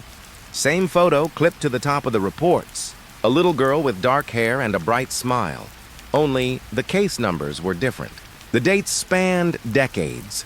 I froze. Because it wasn't different children. It was the same child, over and over again. The same face. The same eyes. Like she'd been missing not once, but dozens of times, across years, across generations. The reports didn't make sense. Some said she drowned. Some said she ran away. Some said she was taken from her home. But all of them ended the same way. Case closed, unresolved, body never found. I felt my hands shaking as I set the file down. My flashlight beam swung across the room and landed on something else. A chalk outline on the floor. Faded, nearly gone, but still visible. Small, child-sized. And inside the outline, written in heavy black marker, were words. She never left. I backed up, my breath catching in my throat. That's when I heard it. A soft sound, behind me. Not a voice this time. Not static, the creak of wood. I turned the light, and my stomach dropped. The rocking horse in the middle of the room was moving, slowly, back and forth, like someone invisible was sitting on it. I stumbled back into the shelves, papers spilling onto the floor. My light flickered, dimmed, then steadied again. And for the first time since stepping inside, I realized something. The phone. I could hear it, muffled, distant, but clear. It was ringing. Not upstairs. Not in the corner where I'd found it before. It was coming from somewhere inside this room. The sound bled through the concrete, vibrating through the walls like it was crawling closer. And then I saw it. In the far corner, half buried under a pile of stuffed animals, another phone, identical to the one upstairs. Its bell rattling with each ring, the receiver jumping against the floor. I wanted to run. I wanted to slam the hidden door shut and never look back. But instead, I picked it up, I pressed it to my ear, and for a second, I thought maybe, just maybe, it would be nothing but silence. But then a voice spoke. Soft, gentle, a child's voice. Why did you find my room? My throat closed up. I couldn't answer. The silence stretched, and then her voice cracked, sharper now, desperate. "You're not supposed to be here." The line went dead. The toys around me rattled. The rocking horse slammed forward and back like it had been shoved. The drawings peeled from the walls and fluttered to the floor. I dropped the receiver and bolted. I didn't stop until I was back upstairs. Door slammed behind me, chest heaving, sweat soaking through my shirt. But no matter how hard I tried, I couldn't forget what I saw in that room. The toys, the drawings, the files that didn't make sense, and that voice, that child's voice, asking me the question I still can't answer. Why did I find her room? I thought that was the end of it. I sealed the door in the basement shut with a heavy lock I bought myself. I shoved a file cabinet in front of it. I swore to myself I'd never go back down there. But things like that don't end just because you want them to. Not when they've already. Noticed you. It started again a few nights. Later. The phone on my desk rang just after midnight. Nothing unusual. Dispatch is always alive at night. But I froze the second I heard the tone. That thin, echoing ring. It sounded too much like the one from the basement. When I picked up, the line was quiet. I could hear my own breathing, tight and uneven. Then a child's voice whispered, "Hello?" I nearly dropped the receiver. It was her, the same little voice I'd heard before. I tried to pull myself together, tell myself it was some prank, some crossed line in the system. I forced my voice steady and asked, "This is 911. Where are you calling from?" There was a pause, like she was thinking. Then she said, "You already know." My blood turned cold. I didn't answer. I couldn't. She spoke again, quieter this time. "You saw my room." My stomach nodded. I wanted to hang up, to slam the phone down and walk away, but I couldn't move. I just stood there with the receiver pressed to my ear, trapped by her voice. Then she said my name, not my badge number, not officer, not sir, my actual name. "Why did you come my name?" Hearing it in that soft, broken voice, like she'd been practicing it for years, sent something sharp through my chest. I didn't remember telling anyone about the room. I hadn't written a report. I hadn't even mentioned it to my supervisor. Nobody knew except me, and yet she did. I forced myself to speak. My voice cracked, but I managed. "What do you want?" The silence that followed stretched too long. I could hear faint static, like breathing on the other end. Then finally she whispered, "I want you to finish the story." I gripped the phone tighter. "What story?" Her voice cracked like she was on the edge of crying. "Mine." The line went dead. I stood there for a long time, the receiver heavy in my hand, until another officer walked past the dispatch window and gave me a strange look. I mumbled something about a dropped call and hung up, but I couldn't shake it. She knew my name. She knew I'd seen that room. And she wanted me to finish something I didn't even understand. That night, I didn't go home. I sat at the station until sunrise, staring at the phones, waiting for them to ring again. They didn't. But the next night, the call came back, and the night after that, always after midnight. Always her voice. Sometimes she cried. Sometimes she laughed, high and broken, like a recording played back wrong. Sometimes she just breathed, long and slow, as if she were standing right behind me. And always, always she said my name. The others started to notice. One of the sergeants asked me if I was all right, said I looked pale, that I wasn't sleeping. I lied, said I was fine. How could I explain it? How could I tell them that a dead child was calling me every night, asking me to finish her story? One night I broke. When the phone rang, I didn't bother with the script. I didn't ask her location or name, I just said, "What do you want me to do?" For a long time, there was no answer. Just faint static, like the sound of waves rolling in and out. Then she whispered, "Come back." I knew what she meant. Back to the basement. Back to the hidden room. I shook my head, even though she couldn't see me. "No, I'm not going down there again." The static grew louder, sharper, almost angry. Her voice rose with it, shrill, desperate. "You have to finish it! You saw it! You read it! You can't leave it like that!" I slammed the phone down, heart pounding. My hands wouldn't stop shaking. But the thing is, she was right, I had read it. The case files, the endless reports of her disappearance. The words written inside that chalk outline. She never left. And now I couldn't stop thinking about it, about her, about how many times she'd been erased and rewritten, about how maybe she was still waiting for someone to finally tell the truth. I don't know if it was guilt or fear or some mix of both, but the next time the phone rang, I didn't fight it. I picked it up. Her voice was soft again, like the first night. Almost gentle. "You'll come back, won't you?" I closed my eyes and I whispered, "Yes." The line went silent, but for the first time I swear I heard her sigh, relieved, like she'd been waiting for me to say it. I don't know what happens next. I don't know what I'll find if I go back into that room.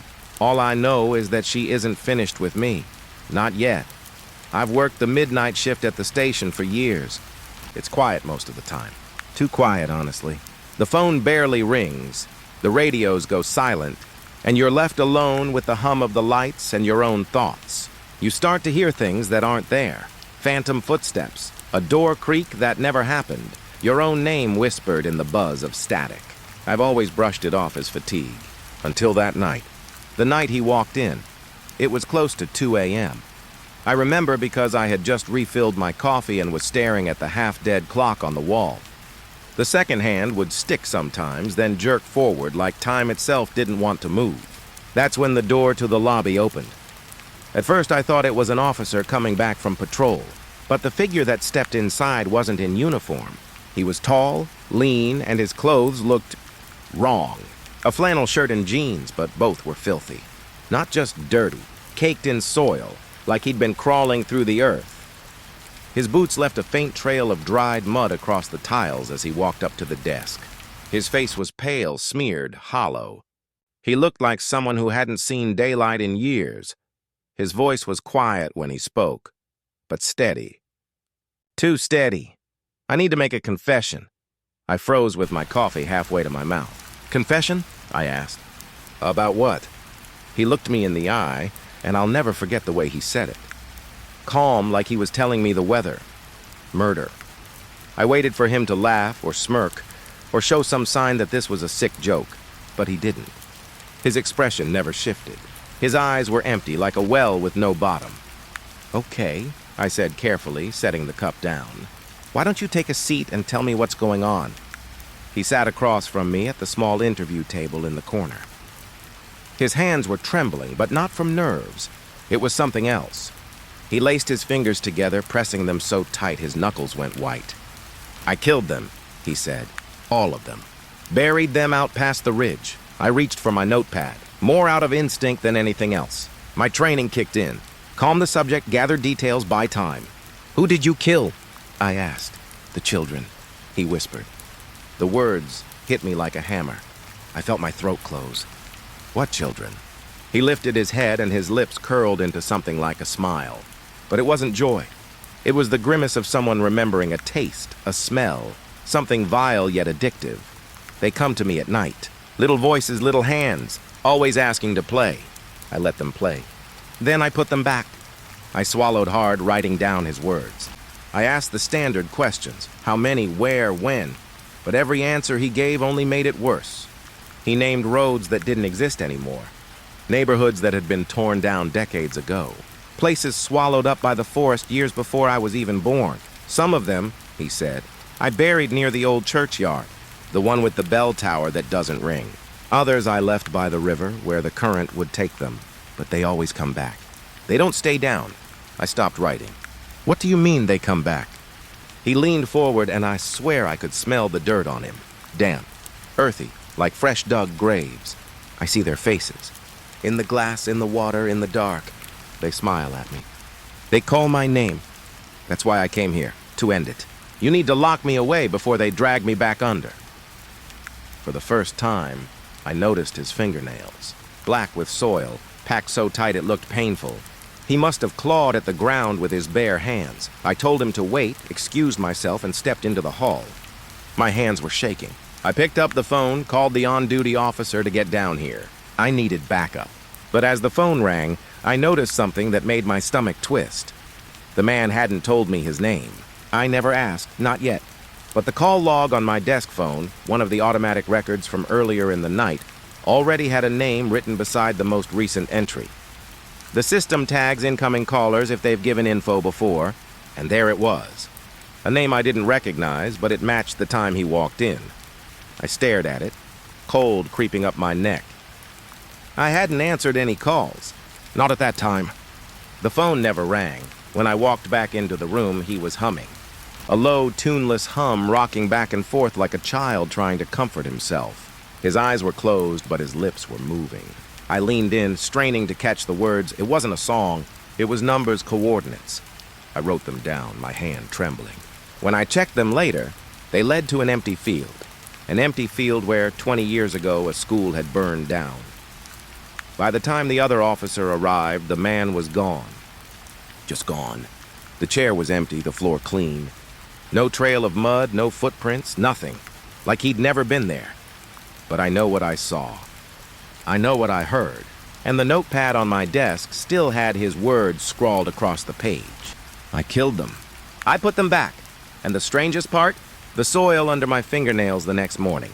I hadn't touched the ground. I hadn't left the station. But it was there. Packed tight. I didn't sleep after that night. Every time I closed my eyes, I saw him sitting across from me again, his hands laced tight, the soil packed under his nails. His words wouldn't leave me. I killed them. I put them back. The strangest part was how the evidence didn't add up. He left no trail, no trace. But I had the coordinates he'd whispered, and the notepad full of his words, as if the building itself wanted to make sure I remembered. I told myself maybe I'd imagined him. Maybe it was fatigue, stress, some kind of waking dream. But then, the next night, just past midnight, he came back. The door opened without a sound, and there he was again. Same flannel, same boots, more dirt caked across his skin. His eyes seemed darker this time, bruised with exhaustion. Or something else. He walked straight to the desk, sat down, and folded his hands like before. No greeting, no hesitation. Just those same steady words. I need to confess, I felt the blood drain from my face. My mouth went dry. To what? I asked. His lips twitched, and this time the words carried a rhythm, as if he'd been rehearsing them. The family in the yellow house. Off Meadowbrook Lane, 3 of them. Tonight they'll still be alive. But tomorrow... He paused, exhaling through his nose, almost like relief. Tomorrow they'll be gone. And it will be my fault. I blinked hard. What are you saying? He looked me straight in the eye. I haven't done it yet, but I will. I always do. That's why I come here. To tell you before it happens. So I'm not alone when it begins. The room seemed to shrink around me. My pen scratched across the page even though my hand shook. He gave details. Too many. The layout of the yellow house on Meadowbrook. The back door that doesn't lock, the dog chained in the yard that never barks. He even described the children's rooms, the posters on their walls, the toys on the floor, the shape of the nightlight glow under the door. I cut him off. How do you know all this? Did you follow them? Stalk them? He tilted his head. No, I've never been there. Not yet, but I've seen it. I always see it first. Then I make it real. The way he said it, it wasn't bragging, it wasn't guilty either. It was like he was describing something inevitable, like gravity or time. Something he had no choice in. I told him he needed to stop.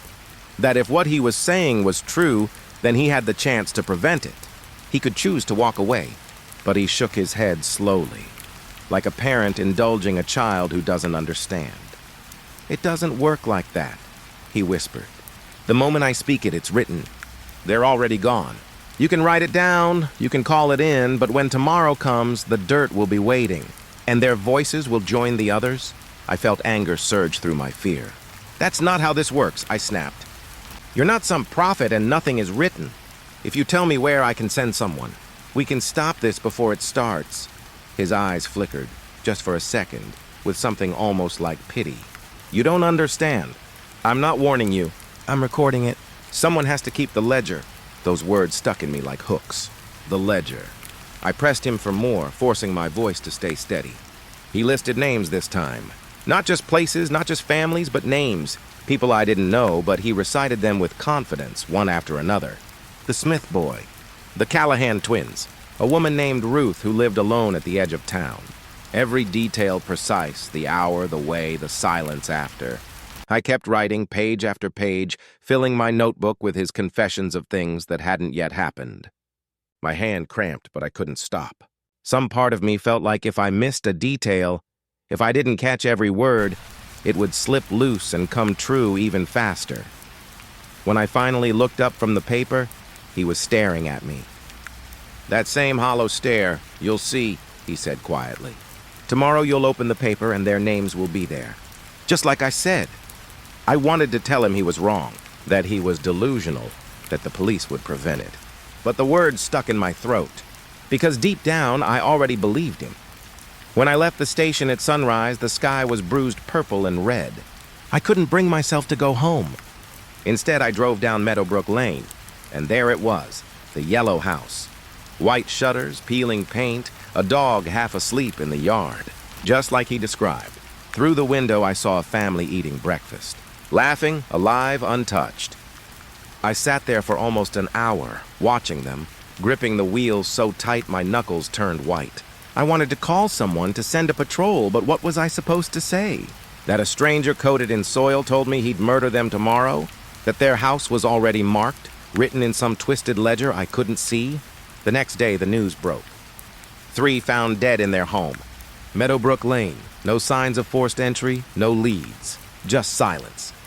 I read the article over and over, my stomach hollow, my heart pounding. The names were the same.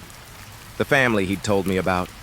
The words I had written in my notebook before it happened. That night, I went back to the station early before my shift even started. My hands wouldn't stop shaking as I waited, staring at the lobby door. I told myself he wouldn't come back, that it had been a hallucination, a coincidence. But just after midnight, the door opened, and there he was again, more dirt on his skin, more hollow in his eyes. He sat down, folded his hands, and smiled faintly. "Ready for tonight's confession?" I always hated the locker room at night. During the day, when it was full of voices, doors slamming, and boots stomping, it felt normal. Just another part of the station, crowded and alive. But at night, when the halls outside went quiet and most of the squad had gone home, it changed. The air got heavy. The lights flickered even when the bulbs were new. And the showers, always damp, smelled faintly of mildew and something metallic, like blood that had dried a long time ago. I never told anyone, but I avoided it when I could. I'd wait until the end of my shift and change in the bathroom by the holding cells, or even in my car. But sometimes you don't get a choice. That night, it was just past midnight. I'd been stuck on a double shift and spilled coffee across my uniform.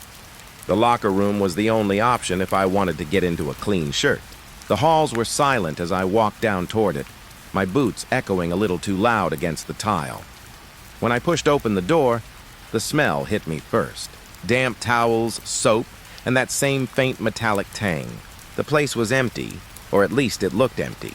Rows of lockers lined both sides, a cracked mirror above the sinks at the far wall, and the showers tucked around the corner. I told myself it would be quick. Just grab my shirt and get out. I opened my locker, the metal door squealing like it hadn't been touched in years, even though I used it every week. I had just pulled the shirt free when I heard it. Faint, low, like someone's voice echoing off tile. A whisper. At first I froze, my ears straining, my breath caught in my throat. The sound came again, soft, drawn out.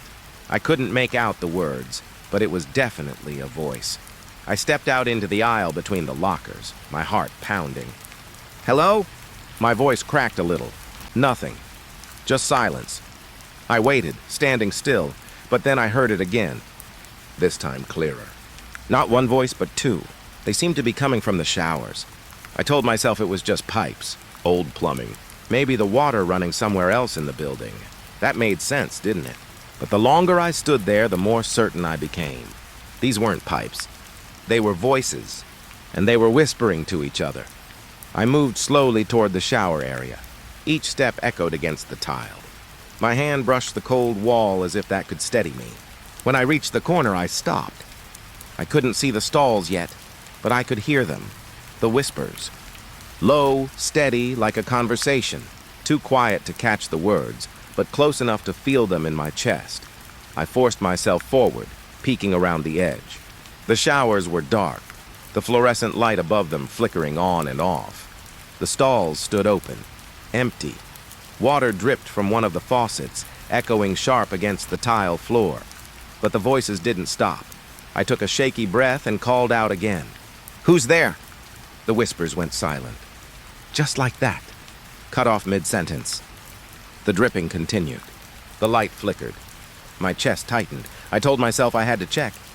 I couldn't walk away without looking. That would mean I was scared, and I wasn't ready to admit that. So I stepped inside. The first stall, empty. The second, empty. I pushed the third door open, and it banged against the wall. Empty. I checked them all, one after another, until I was standing in the middle of the showers with nothing but the dripping faucet for company. And then the whispers started again, not from the stalls this time. From right behind me, I spun around so fast I nearly slipped on the wet tile. No one was there. Just the empty room stretching back to the lockers. But I swear, I felt breath against my ear, as if someone had leaned in close enough to touch me. I stumbled back, my shoulder slamming into the wall.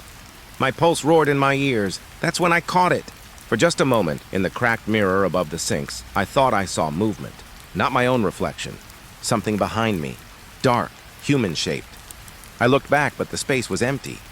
The mirror showed nothing but me, pale and shaking. The whispers rose again, louder now, circling me. I couldn't make out the words, but I knew they were meant for me.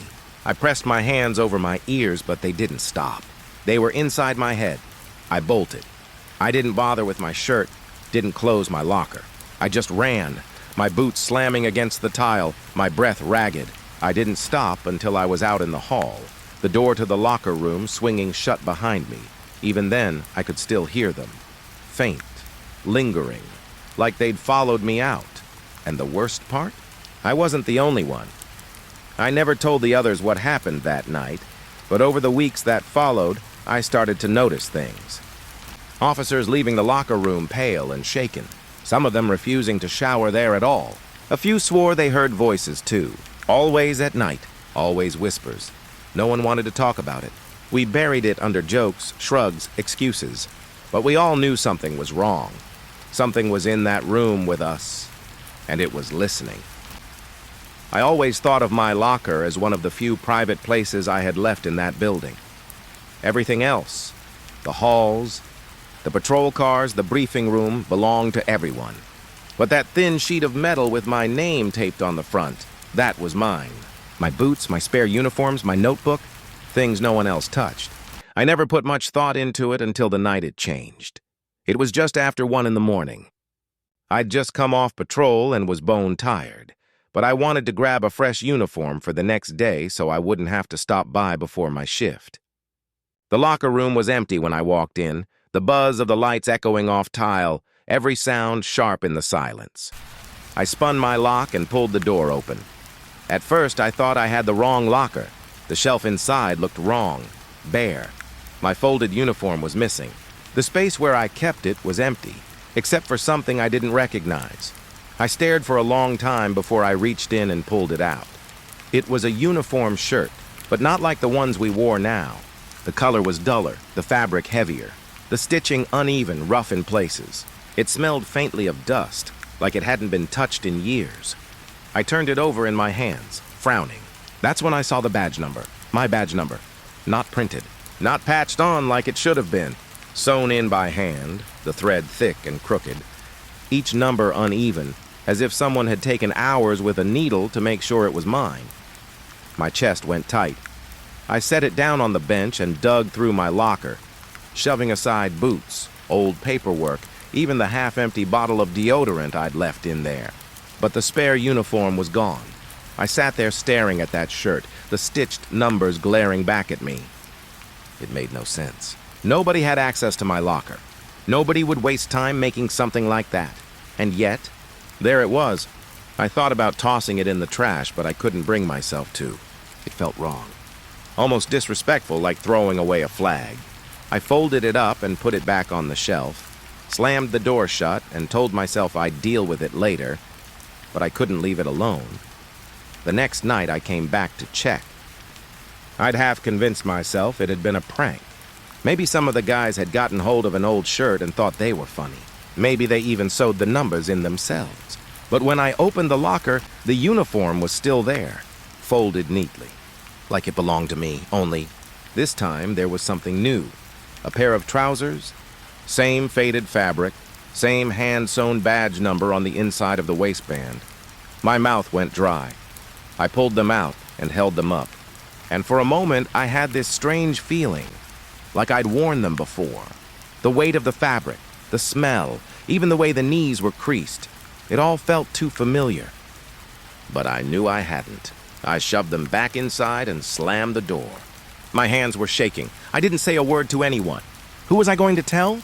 That my locker was replacing my clothes with old ones? They'd laugh, or worse, they'd start watching me like I'd lost my mind, but it didn't stop.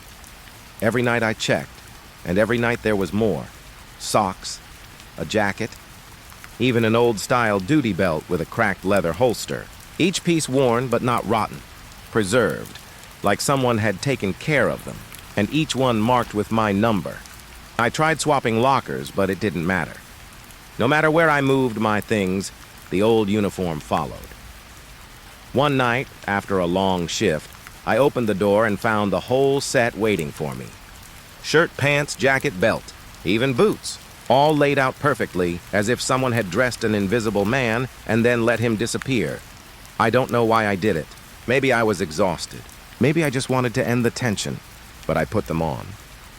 The fabric was stiff at first, but it fit me like it had been made for me. The belt slid across my waist as if it belonged there. The boots were broken in, molded to the shape of my feet. When I stood in front of the mirror, I didn't look like myself anymore. I looked like a photograph from 30 years ago, some forgotten cop pulled out of the archives. My reflection seemed older, faded around the edges. And for just a second, I thought the face looking back wasn't mine at all. I tore it all off and stuffed it back in the locker. But that didn't stop the feeling. Even now, when I put on my regulation uniform, it feels wrong. Too tight, too new. The fabric itches like it doesn't belong on me. And sometimes, when I'm walking past that locker, I swear I hear it creak open just a little. Not enough to see inside. Just enough for me to know it's waiting for me to come back. I'd almost convinced myself I was imagining things, the whispers in the showers, the old stitched uniform in my locker, the feeling that something was waiting for me when the lights buzzed low and the halls emptied out. I told myself it was stress, fatigue, maybe even paranoia, but then came the cameras. It started with a casual remark. One of the sergeants mentioned during roll call that the cameras had picked up strange activity after hours. Somebody leaving through the south exit when the building was supposed to be empty. He brushed it off, said maybe it was just a glitch. But the way he said it made my skin crawl. Later that night, when most of the guys were gone, I found myself walking toward the security office. I didn't even know why, just something in me needed to see for myself. The officer on duty barely looked up when I came in. He was tired, sipping bad coffee, eyes glazed at the monitors. I asked him if I could see the footage. At first he laughed. Said what? Was I trying to catch a ghost? But I didn't laugh. I just stared at him until finally he sighed, rolled his eyes, and pulled up the feed from the south exit.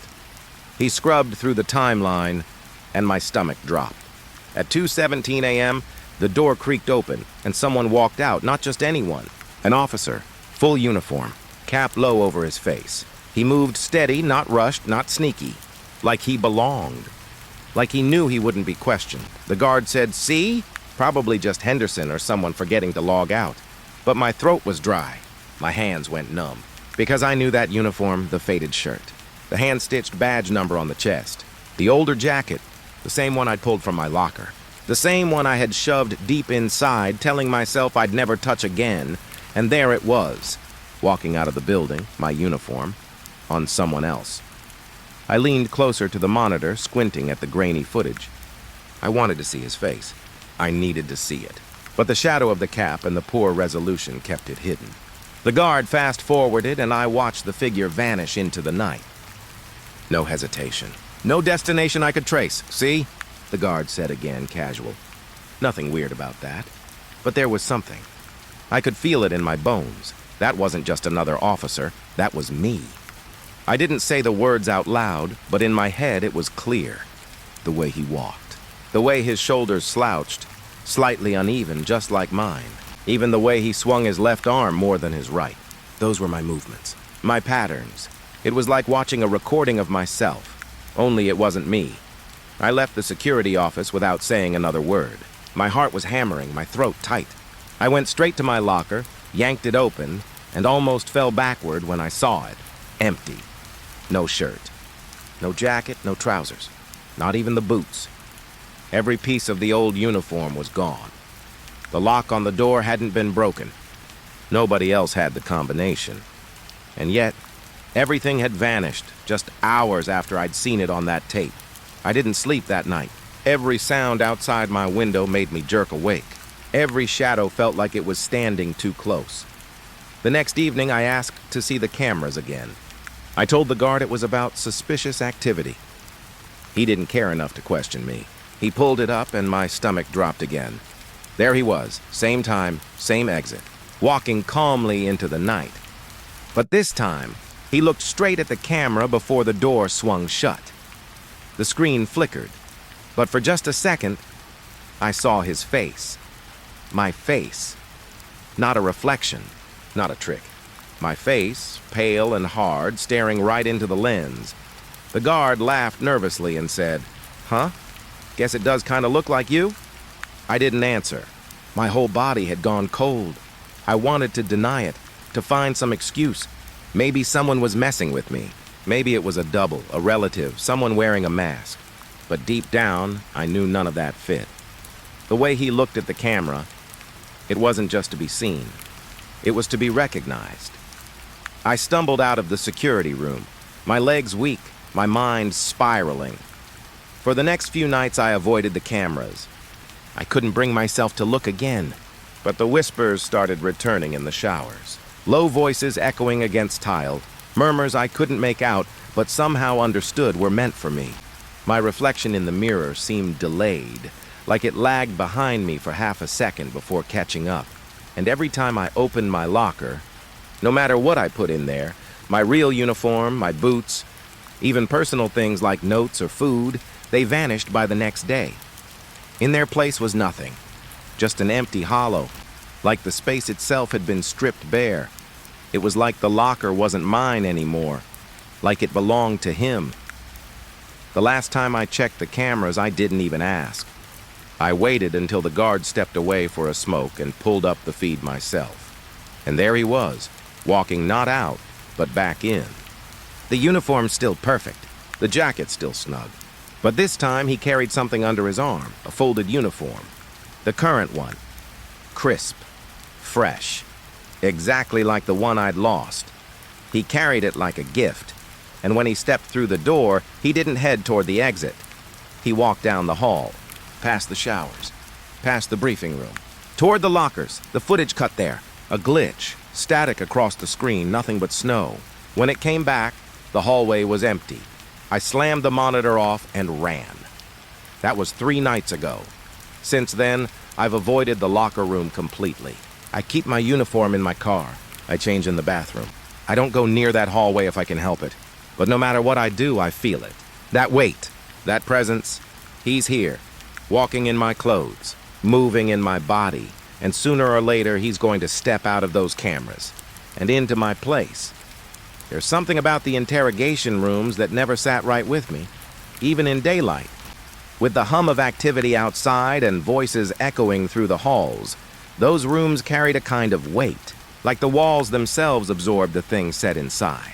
The lies, the confessions, the breaking down of men who swore they'd never talk. But at night, it was different.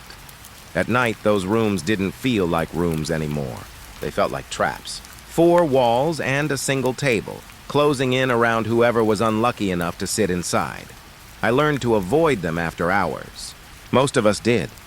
But sometimes, working late, you'd walk past on the way to grab a coffee or file a report, and you'd feel it, the pull. That subtle urge to glance inside, even when you didn't want to. That's how I noticed the chair. It was a small thing at first. Too small maybe for most people to care. But once I saw it, I couldn't stop noticing the visitor's chair, the one across from us. The ones suspects sit in when we question them. After midnight, no matter how careful we were, that chair would never be pushed all the way in. I mean it. You could line the room up perfectly after an interview, push both chairs tight against the table, walk away satisfied. But if you came back hours later, sometime after the clock ticked past 12, that visitor's chair would be pulled out. Just slightly. Not dramatic. Not obvious. Just enough. Like someone had been sitting there. At first, I laughed it off. Told myself maybe it was cleaning staff, maybe someone brushing against it. But the janitor swore he never touched the interrogation rooms. And it wasn't just one night, it was every night. There were times I'd test it. Push the chair flush against the table, mark the floor with my boot so I knew exactly where the legs lined up. And sure enough, when I checked back in the early hours of the morning, that chair had shifted half an inch. Sometimes more. Always pulled out, never pushed in. I tried not to let it get to me, but the more I saw it, the more it felt intentional. Like a message. Like whoever was pulling that chair wanted me to know they'd been there. And I swear some nights I'd pass by the room and feel like the air inside was heavier, warmer somehow. Like someone had just been sitting there, their body heat still lingering in the space. Once, curiosity got the better of me. I walked in, sat down across from that empty chair, and just stared at it. I don't know what I was expecting, some kind of movement maybe, or a sound. But it was silent. The kind of silence that presses against your ears. I leaned forward, hands on the table, and whispered, "Who are you?" Nothing. But when I left the room, I could have sworn the chair scraped faintly against the floor behind me. After that, I stopped sitting in there. I didn't like the feeling it gave me. Like I wasn't the one asking the questions anymore. Like I was the one being watched. One night, I mentioned it to another detective.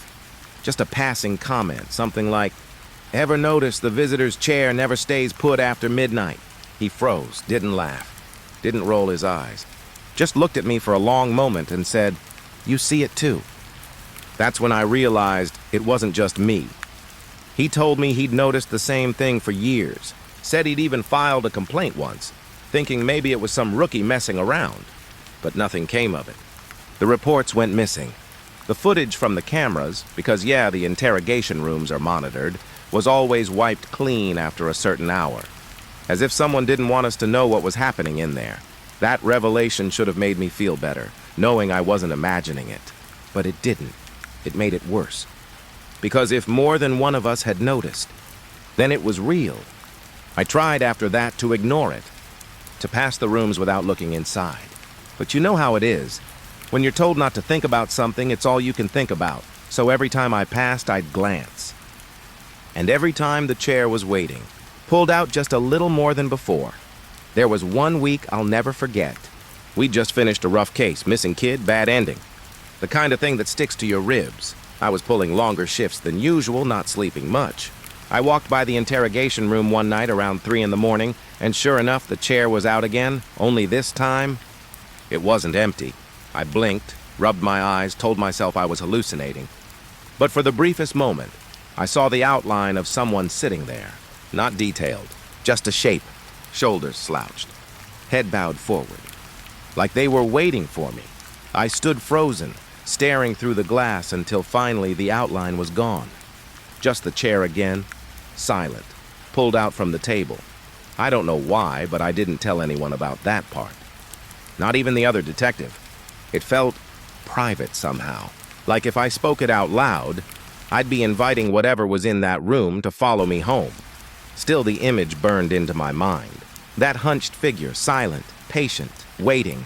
I've tried to rationalize it, believe me. Stress, sleep deprivation, the tricks your brain plays when you stare at shadows too long. But no explanation sticks. Not when the chair still moves. Not when it's always in the same spot, no matter how many times I push it back. Lately, I've started wondering, what if it isn't random? What if it isn't just a chair moving? What if someone is still being interviewed in there? Not by us, not by anyone living, but by something else. Something that never left the room. And what if, every time I see that chair pulled out, it's not an invitation for me to question them, but for them to question me? I always thought the strangest part of the job would be what people confess to. The terrible things they said out loud, the details that stuck with you long after you left the room. But over the years, I learned it wasn't the words that haunted me. It was the silences. The moments when a suspect stopped talking and the room grew so quiet that the air itself seemed to listen. Those silences had a weight to them, like something else had stepped into the conversation. That's what came to mind the night I started going through the old tapes. The department had been pushing to digitize the archives. Too much evidence getting lost, too many tapes collecting dust. I got stuck with a late shift and a box of recordings from the 90s, labeled, numbered, but untouched for decades. Most of it was what you'd expect. Grainy audio of interviews, muffled voices, the squeak of chairs, detectives asking the same questions we still ask today. I was half asleep listening, just letting the hours pass when I heard it. It was a case from '97, a robbery gone wrong. The suspect sat silent for most of the tape, stonewalling. The detective on the recording tried everything: pressure, sympathy, anger. But the man barely responded. Then halfway through, something shifted. Not the suspect, not the detective. Another voice. It was faint, buried under the hum of the tape. But it was there. A whisper. A word I couldn't make out. At first I thought maybe it was bleed through. Some old recording layered onto the tape. But when I rewound and listened again, my stomach tightened. Because the voice wasn't random. It was responding. The detective asked, "Who was with you that night?" The suspect stayed silent, and under that silence, the faint voice whispered, "Me." I pulled off my headphones and just sat there, staring at the player. My skin felt tight, like it didn't fit me anymore. I told myself it was a glitch, an old tape, background noise, but I couldn't let it go. I went back, pulled another cassette at random. This one from 2001, same setup, detective, suspect, the scrape of a chair. 10 minutes in, the detective asked, "Do you understand the charges?" And underneath, clear as day, another voice breathed, "Yes." But here's the thing. The suspect on the tape didn't answer. He just sat there. And yet the tape had an answer anyway. I checked the notes. Only 2 people had been in the room that night. The detective, the suspect. No one else. I kept listening. Tape after tape, night after night. And the more I listened, the worse it got. The voices weren't on every tape. Only the ones recorded late. After midnight, always faint. Always low. But always timed like a reply. Sometimes it was a single word. Sometimes a laugh. Once, I swear, I heard the sound of someone dragging their nails across the table. I brought it up to another officer, casually, like I wasn't sure myself. He told me not to dig too deep. Said the old rooms were strange and the tapes picked up things they weren't meant to. He said it in a way that made me think he wasn't joking, so I stopped telling anyone. And I kept listening, alone. There was one tape that finally broke me. A double homicide case from 2003. The suspect was young, shaking, terrified. The detective kept asking him who else was there. The kid swore he was alone. Then, on the recording, the detective asked, "Was there someone sitting across from you?" The kid whispered, "No." And clear as glass, the faint voice spoke over him. Yes, I froze. Rewound it, played it again. Same thing. And the worst part wasn't the voice. It was the sound that followed. A chair. Sliding across the floor, I could hear it. The scrape of wood against tile. That same subtle drag I'd heard myself outside the room so many times. The detective didn't react. The suspect didn't react. But the tape caught it. That was the moment I realized something. Those voices weren't just recordings of the past. They were proof. Proof that whatever had been pulling out that chair was doing it even then. Long before I noticed, and maybe it wasn't just the chair it wanted. I tried to stop. I really did. I locked the tapes away, told myself I wouldn't touch them again. But the thing about voices is, once you hear them, silence doesn't feel like silence anymore. It feels like waiting. So I went back, again and again, and the voices started to change. They weren't just faint answers anymore. They grew bolder, closer. Sometimes they'd speak before the detective even asked the question. Sometimes they'd murmur things that weren't related at all. Names, dates, my name. Once I played a tape where the detective asked, "Who do you see?" The suspect didn't respond, but the voice did. It said, "Him." And I swear it wasn't answering about the suspect. It was answering about me, listening, alone in that archive room. I don't tell people about that part either. Because how do you explain something like that? How do you say I think the voices on old tapes know I'm here right now listening to them? The last tape I played was a week ago. I can't bring myself to touch them again. It was from 1999, a simple theft case. Halfway through, the suspect stopped talking, went dead quiet. And after a long silence, the faint voice whispered something I'll never forget. It said, "Turn around." I didn't. I couldn't. I just sat there, frozen, headphones pressed tight against my ears. When I finally looked, the room was empty. But I had the strangest feeling that if I'd turned just a second sooner, I wouldn't have been alone. Now, every time I pass those interrogation rooms, I hear echoes in my head. Not the suspects, not the detectives, but the others. The ones that were never supposed to be there, and I know one day, if I listen too closely, if I stay too long, I'll hear the tape that finally says my name. Not as a whisper, not as a test, but as an answer. There are nights when the station feels more like a mausoleum than a place of work. The halls are too quiet. The air smells of old coffee and cleaning chemicals. And the rooms, those little square rooms where people's worst moments are laid bare, seem to hold on to everything said inside them. I used to laugh about it. Tell the rookies the walls had memories, that if they listened close enough, they'd hear whispers of cases long closed. But after what I've seen, I don't laugh anymore. It started when they installed new cameras in the interrogation rooms. High definition, infrared, the whole package. The old tapes had too much static, too much room for error. These were meant to be sharp, undeniable. The first week went fine. Interviews looked the same as ever. A detective across the table, a suspect shifting in his seat. Nothing unusual. Then one night, the chair was occupied when it shouldn't have been. I wasn't even on duty when it happened. Another officer was reviewing footage from an old case, and he called me into the monitor room, pale as paper. He didn't say anything at first, just pointed at the screen. It was interrogation room 3, empty except for the table and chairs. No one scheduled. No sign-out sheet. Nothing.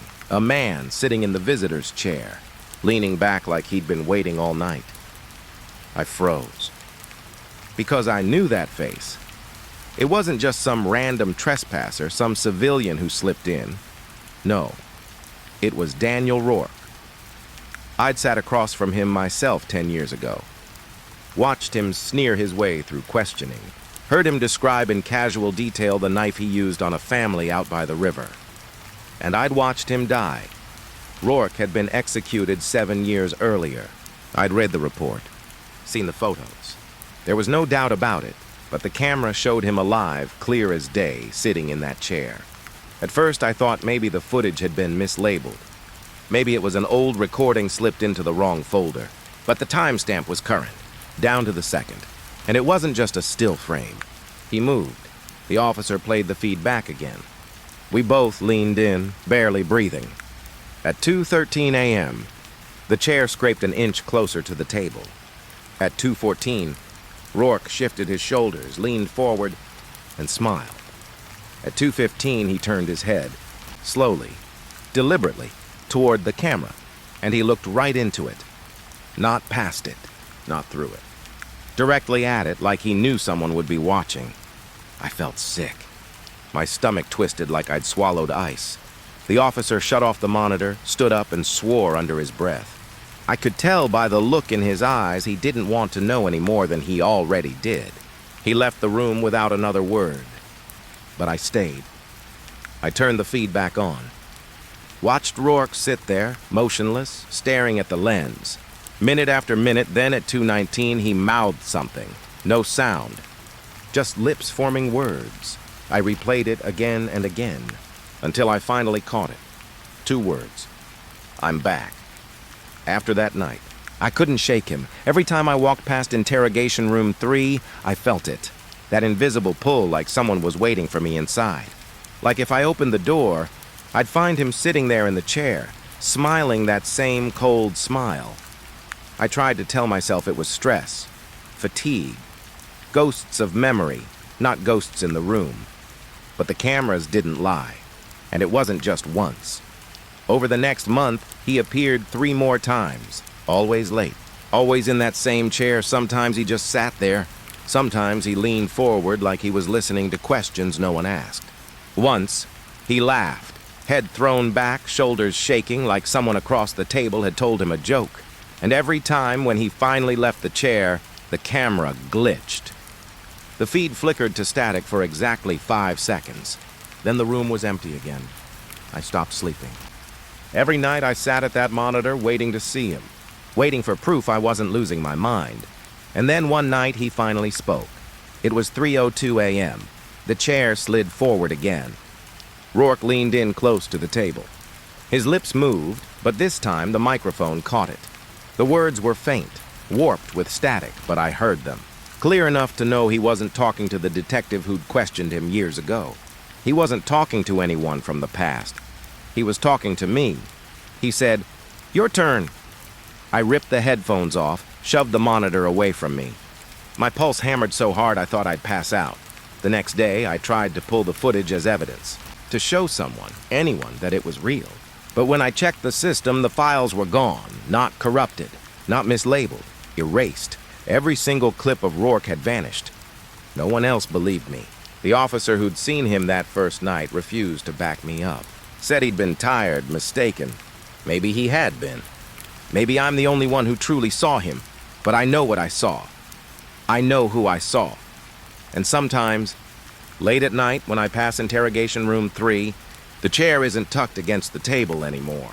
It's waiting, pulled out, angled slightly toward the door, like it's ready for me to sit down, or like someone else already has.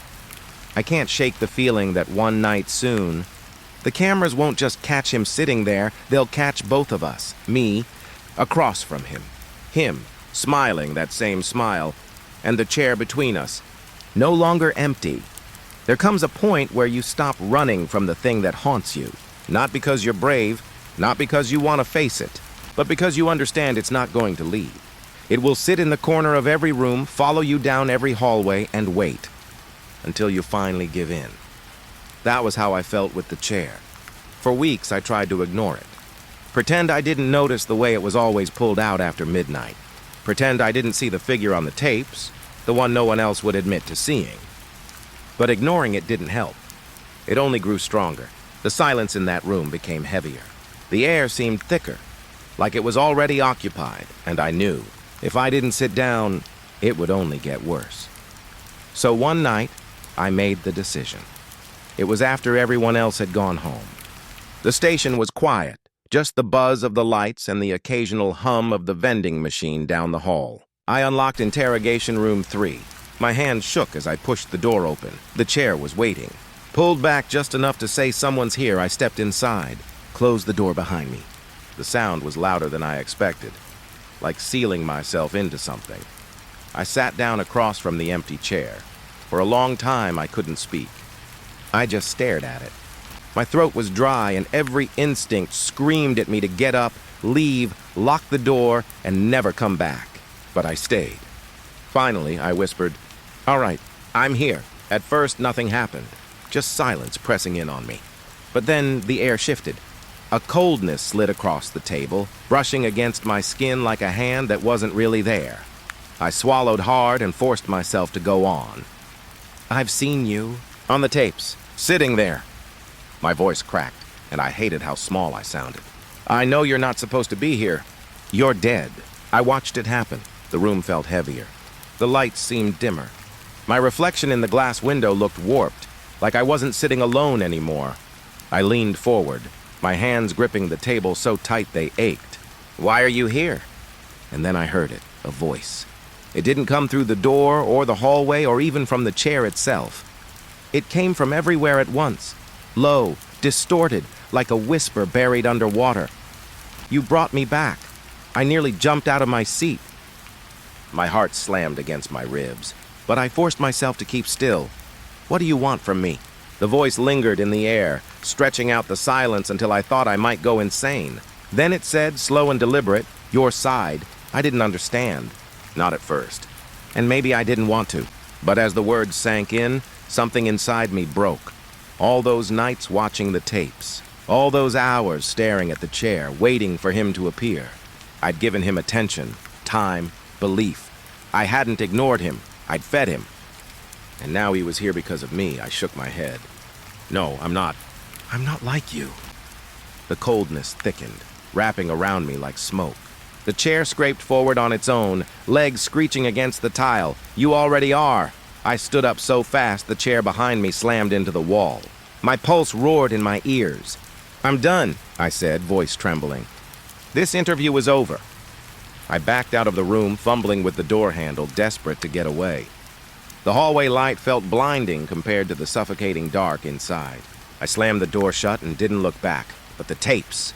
The next day, I forced myself to check the footage. I had to see what had been recorded. I had to know if the voice was real, if the presence had been captured. When I pressed play, I nearly collapsed. The screen showed me sitting in the room alone, talking to no one, asking questions to empty air, leaning forward, gesturing, whispering into silence. No chair pulled out, no figure. Just me. And then came the worst part. At the exact moment I'd heard that whisper, that voice telling me you brought me back, the camera caught me smiling, not nervous, not frightened. Smiling, a slow, unnatural curl of my lips. Like I'd been listening to a joke, like I'd been enjoying it. I turned the monitor off, but the image burned into my mind. That wasn't me. That wasn't how I felt. But the tape didn't lie. At least it wasn't supposed to. I tried to tell myself it was a malfunction, a glitch in the system, but deep down I knew the truth. The same way I'd always known about the chair. I wasn't interviewing him. He was interviewing me, and whatever answers I gave that night, they weren't mine alone. Now every time I close my eyes, I see that chair. Pulled out, waiting, and I know one day soon I'll sit in it again. Not because I want to, not because I have to, but because the visitor has decided it's my turn, and this time, when the tapes play back, there won't be an empty chair at all. There'll be two of us.